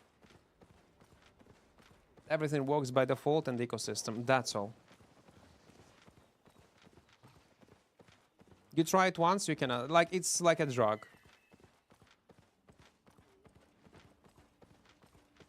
I know you can set up an ecosystem also on Android, etc., but it's not working the same way. When it come up to tablets, phones, no. Only Apple. Even when we are talking about laptops, if you are looking for longevity, laptop that will last you for decades, and again, depend on what your needs. Yeah, it's overpriced. I'm not even arguing with it. 100% it's overpriced. Fuck, I went into the wrong direction. You know what? Yeah, I ran into a wrong direction.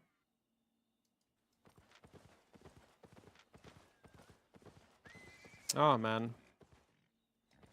Okay, let's go back. How many seconds does it to get off PvP combat? 20 seconds plus, if I'm not mistaken.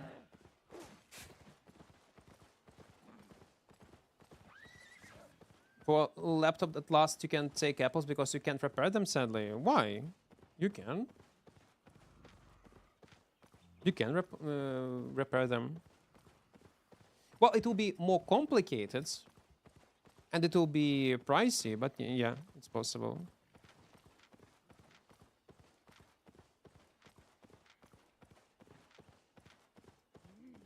I'm talking, okay, when we're talking about laptops, Apple laptops, I'm talking about M1 generation plus. If it is M1 generation plus, then yeah, definitely. Yeah, I heard about it. You heard about the next Xbox console being PC hybrid, might be interesting. It makes sense.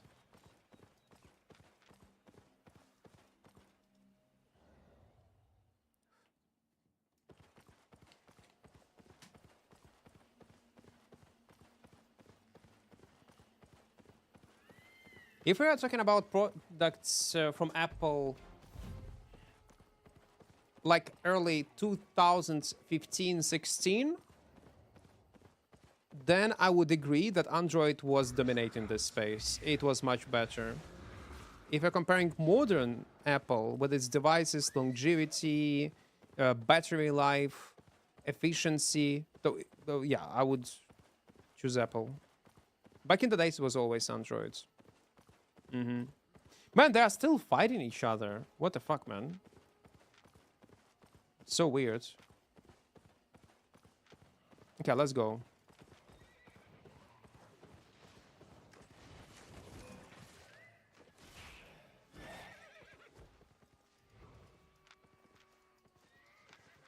But everything is looted, definitely.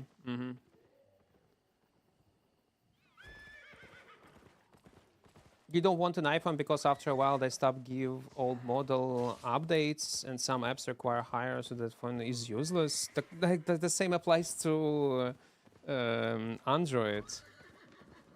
Literally the same applies to Android. Wow. And support life of iOS is very long, longer than actually than Android's. Well, depends what kind of system you use, but yeah, it's even longer than Android's.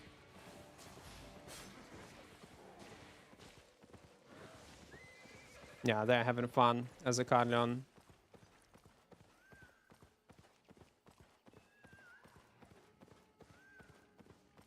No one will support devices forever.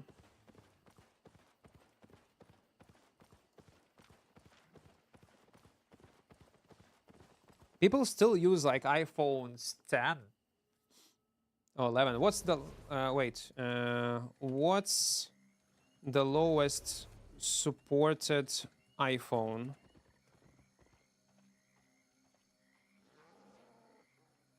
Right now it's 6S. No? Oh wait, newer. However, the absolute latest features, newer models like iPhone iOS supporting iOS 18 into 2025. iPhone 11, and now it's 2026. The latest iPhone is iPhone 17, yeah? Someone was typing. Do you know how Twitch drop works? It is like every hour you get something. Every 3 hours, depend on the type of drop. Yeah, you need to connect your Twitch account with Albion account. If you will type exclamation mark drop or drops in chat, there will be a link. Just connect your accounts and that's all. And then click on your Twitch avatar section drops. You will be able to see progression. Oh wait, there is a chest in 3 minutes. Let's go. I don't know. Like I would love to try faction warfare one more time, but during weekends on a normal build that when we can actually dive people and not cherry pick fights. 6S Plus and can't even use some banking apps. It's outdated, yeah. It's too old, probably. Too old. Again, when it was released, when 6S iPhone was released. In 2015. So it was released 11 years ago. 11 years ago. The same will apply to Android, man. There are not many Androids that 11 years old that first of all will work, and if they will work, they also would not support many apps. It is what it is.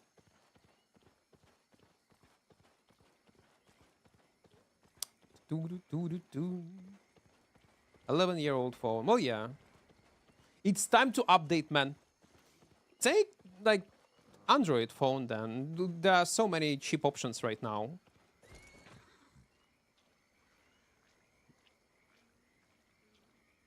Man, 11 years ago. Ay. I feel so old, man. Ah, Noble drops 4 hours. Okay, my bad then. Noble drops then 4 hours. And you can get them only from content creator in content creator program. Well, my stream is included. So there are two different type of drops. Regular one and Noble drops. Ah, different. There's 3 and 4 hours. I was not even following. I got 2 pairs of shoes I already have. Twitch drops is a scam. It is. It is. What I love...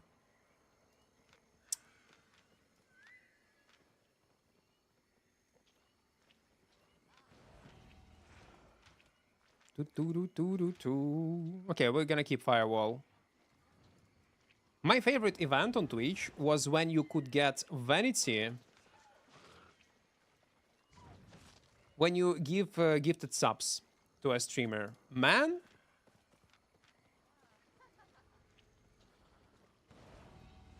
It's such a huge support for streamers, and again, viewers are happy because they get guarantee a cool vanity. Last time it was Alpaca, yeah? I hope they're gonna do this event one more time. It's such an insane support. I have money, but I'm too lazy to buy it. Well, listen, if everything works, I mean, all main apps, you don't need to update.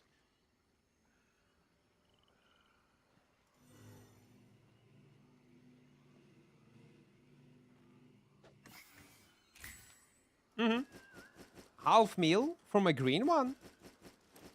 Oh, it probably counts like a regular medium chest, yeah? Okay, okay, okay. Like in Black Zone. Makes sense.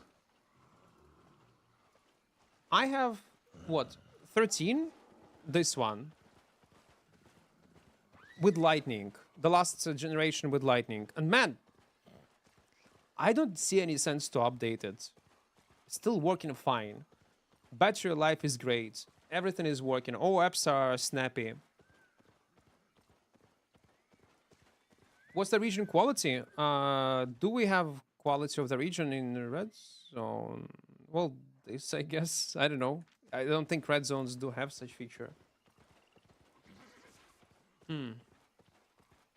Guys, don't forget to press like button on YouTube. I forgot to remind you. Likes are very, very important. Insanely important for YouTube algorithms. I mean, fuck it, let's go Black Zone. Because I got feeling that people will not come in these low tier red zones to fight. We need to go only on weekends or, I don't know, during the bandit event or something like that. Or maybe I'm roaming in incorrect zones. Only gatherers, they don't farm anything. And also, if you are planning to swipe in Albion, buy gold, vanity, learning points, any kind of transaction on official website, use my referral code Equart if you want to support my channel. Every creator who has this code will get a small percentage from sales. Ah! Oh, come on, man.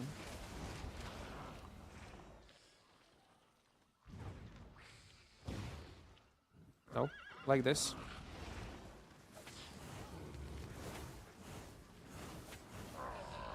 And also join our small community in Discord so you'll not skip any incoming streams and videos. Our link will be in the first pinned message. What do you think of items that used to be in the game but are tradable, much like party hats in RuneScape? I don't know anything about RuneScape. I was not playing it much. Items that used to be in the game but are tradable. We have some of them. It's like mounts like a frog. This type of items. Nothing. Let them be. But definitely they should not bring them back again into the game. They should remain its rarity. Equart play Rust, bro. Are you afraid, man? Fool. Imagine how much... Oh my, what am I using? How much time it will take for me to learn how to play Rust? I think it's a bit too late, no? A bit too late. Я просто знаю, скільки часу це займе, щоб навчитися просто грати в Rust. And I know people love to watch Rust gameplay, but they don't play it much. What do you think of... You can check that time and siege time, by the way. Like, why? Don't need that. It's fun. Maybe.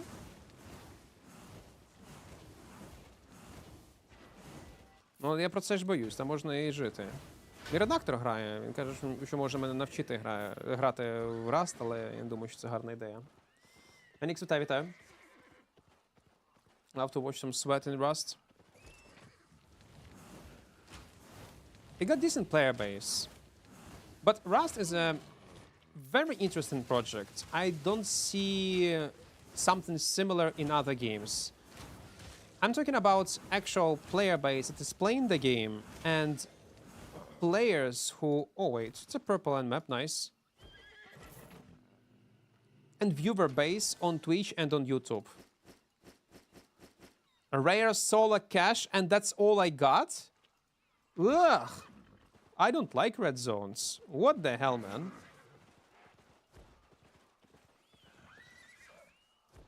No items at all from a rare one.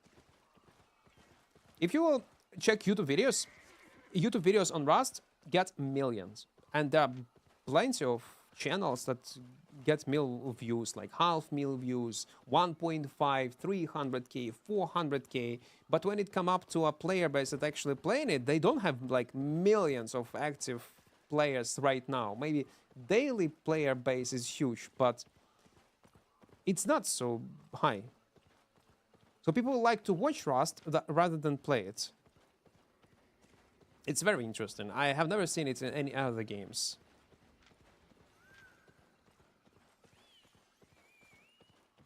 Okay, I have a question. Does Rust is Rust playable only on Steam, or they have their own launcher? If Rust has its own launcher, it will make sense. It will explain lots of things.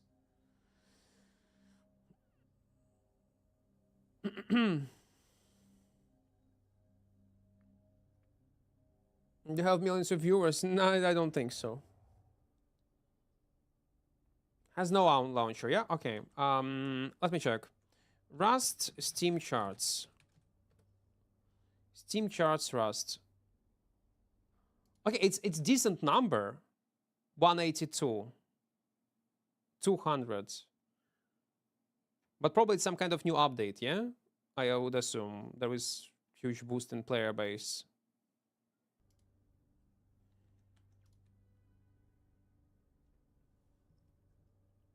But millions on after each video, like it's crazy. If you check Dota videos, they're not getting so much views. CS the same, like highlights or something like that. The matter is to make movies. Essentially, I have never played Rust, never will, but there is a creator I will always watch. That's a thing. So it's very interesting to watch content creators who are playing Rust when they have a story to tell, who has nice narrating skills.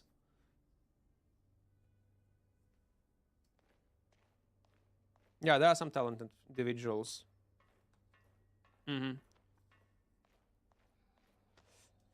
Раздушный. Rust probably is something similar to Dota, I would say. Because what I see in chat, people like, don't play Rust, don't play... Like, I see only one guy saying, you need to try Rust, and the rest, no, don't play it. It's a shithole. Never tried. No, don't play it. I think people who play Rust have the same relationship how players who play Dota or League of Legends has. Love-hate relationship. Because it can be very toxic.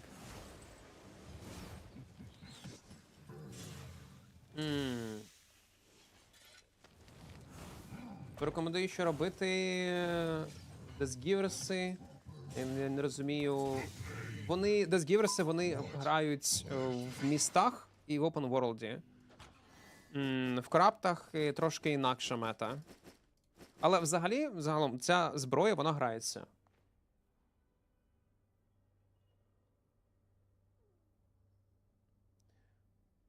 Rust is just too time consuming, to be fair. I bet 50% of people don't play it anymore and won't, but they have time to watch some favorite streamers' content, I guess.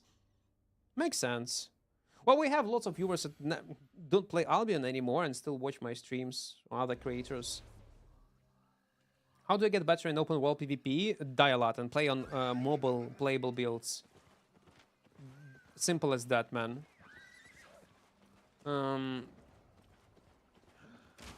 Bloodletter буде краще, дібошик. Якщо ти хочеш ресетити проти ганкерів, у нього більше мобільності. Трошки буде більше. Double-Blade, якщо ти про Double-Bladed, то він був занерфлений. Десь півроку тому назад по мобільності. Томізація в Расті теж не дуже. Ну...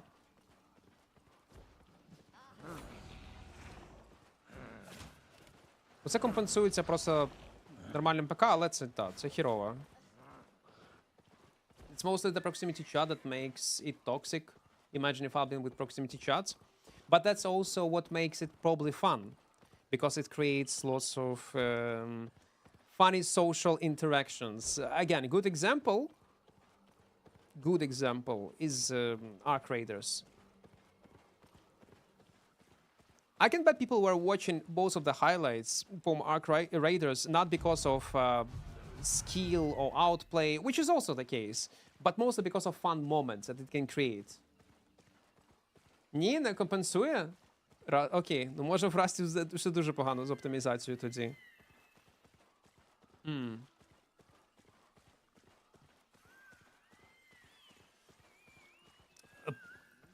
Якщо не можеш дозволити, поки не грай на десгіверсах. Одягнеш тоді, коли зможеш дозволити собі втрачати. Поки пограй на бетелаксі якомусь дешевому, спеки якісь, гроші перші вифармити. Is he alone?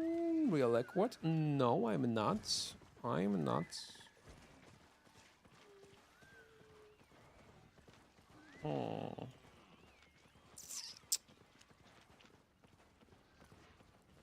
Phoenix, you say, yeah?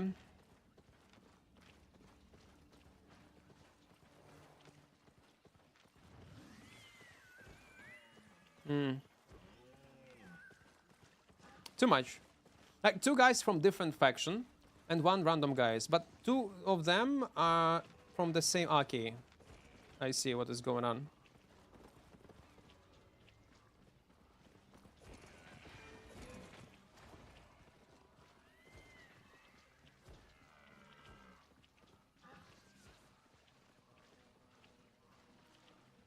We are from the same...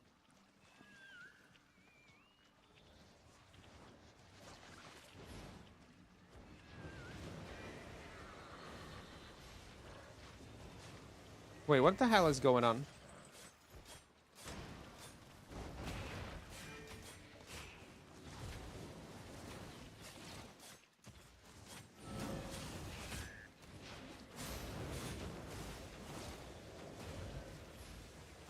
I fuck up, I fuck up, I fuck up, I fuck up. Guys.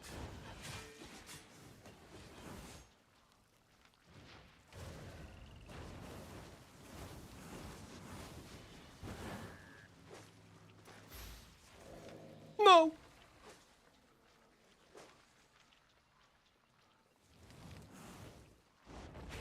Okay, he's in combat. He's in combat. That's good.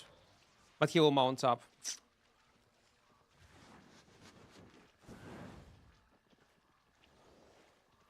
Yeah, he will mount up. Sadly.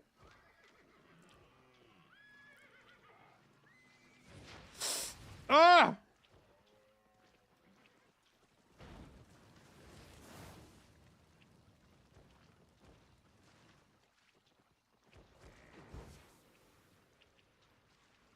He's not in PK status.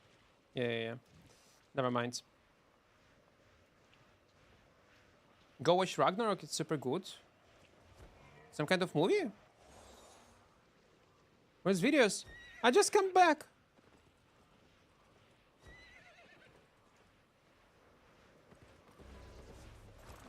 And of course I did not loot anything.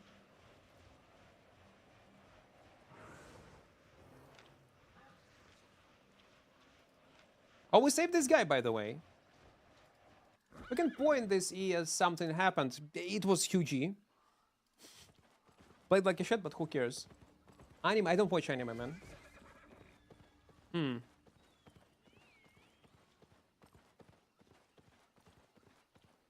Все так погано? 100 FPS максимум, це жесть. I would say Rust is very healthy in its content meta, and Albion is sort of always been in a weird place. I would agree.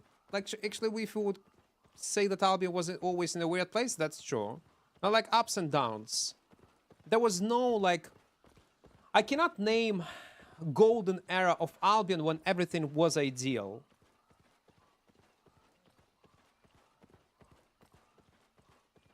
There was some fun periods of time, but I would not say everything was good. Краще повернувся до людини, через яку грає в Альбіон. Отак от. Краще... А ти в соло граєш? Якщо ти новачок в Альбіоні, знайди гільдію. Спробуй гільд-контент. Навіть якщо ти граєш соло, щоб просто зрозуміти, сподобається тобі цей контент чи ні. Треба все спробувати. Я просто свій час спробував, зрозумів, що це не моє.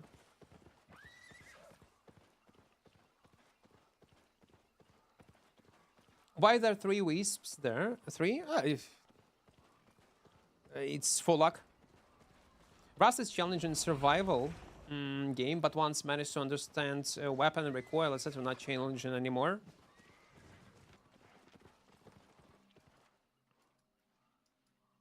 The most popular content in Rust, as I understood, it's like a fresh start.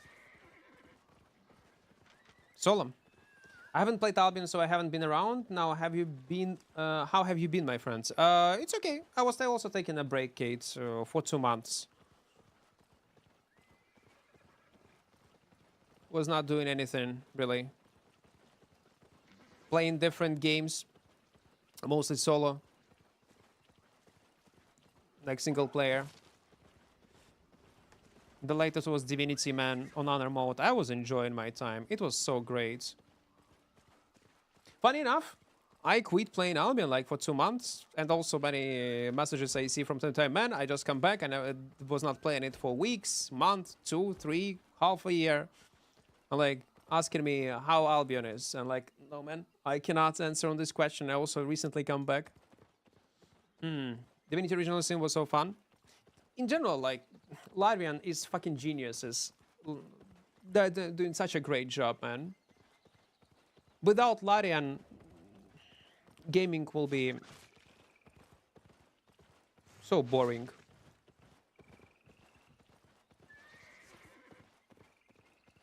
And opened my eye. Like, actually, Larian is the reason why I fall in love in single-player games again.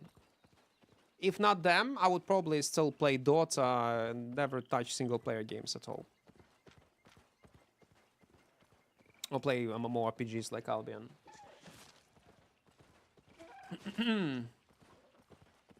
2 months? It just was mental break full. No. I did not get married in 2 months. No. Over a year, people from Twitch, rivals, or some people from OTV and friends do some Rust events. You should try Slide next time. No, guys, I will not play Rust. I can tell you right now, I will not, because it's not easy. Like, you go and play game and expect everything gonna go as well. I cannot afford that. I cannot stream variety games much. And trying it for one stream also, it's so-so idea. Maybe in future. It should be entertaining to watch, but if I will know nothing about the game, it's gonna suck. Trust me.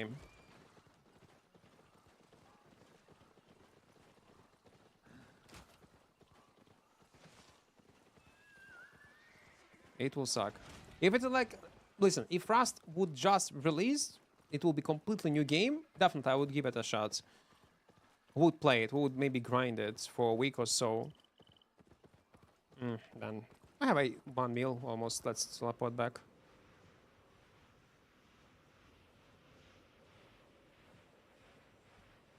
I don't think Rust will be enjoyable as a completely new player, considering how old this game is.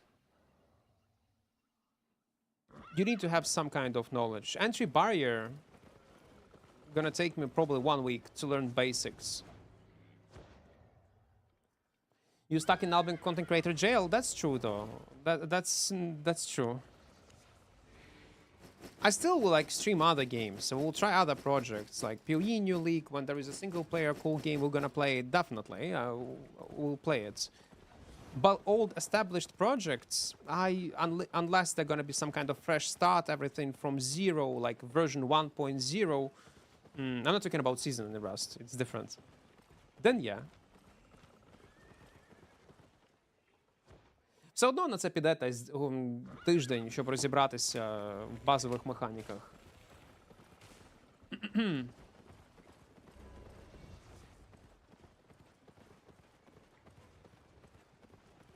I'm returning player. What's good weapon to start back with? Whatever you have specs on. If you have specs on Battle Axe, go and play Battle Axe in open world. Many weapons are good. It depends on what content you want to play, man. It depends on the content. Guys, I need to make a new thumbnail and name for the new video. I'm gonna end earlier. Again, like I was saying, we're gonna stream every day, but instead of taking breaks, when I will not stream at all, I will just do short streams. Like yesterday, like today.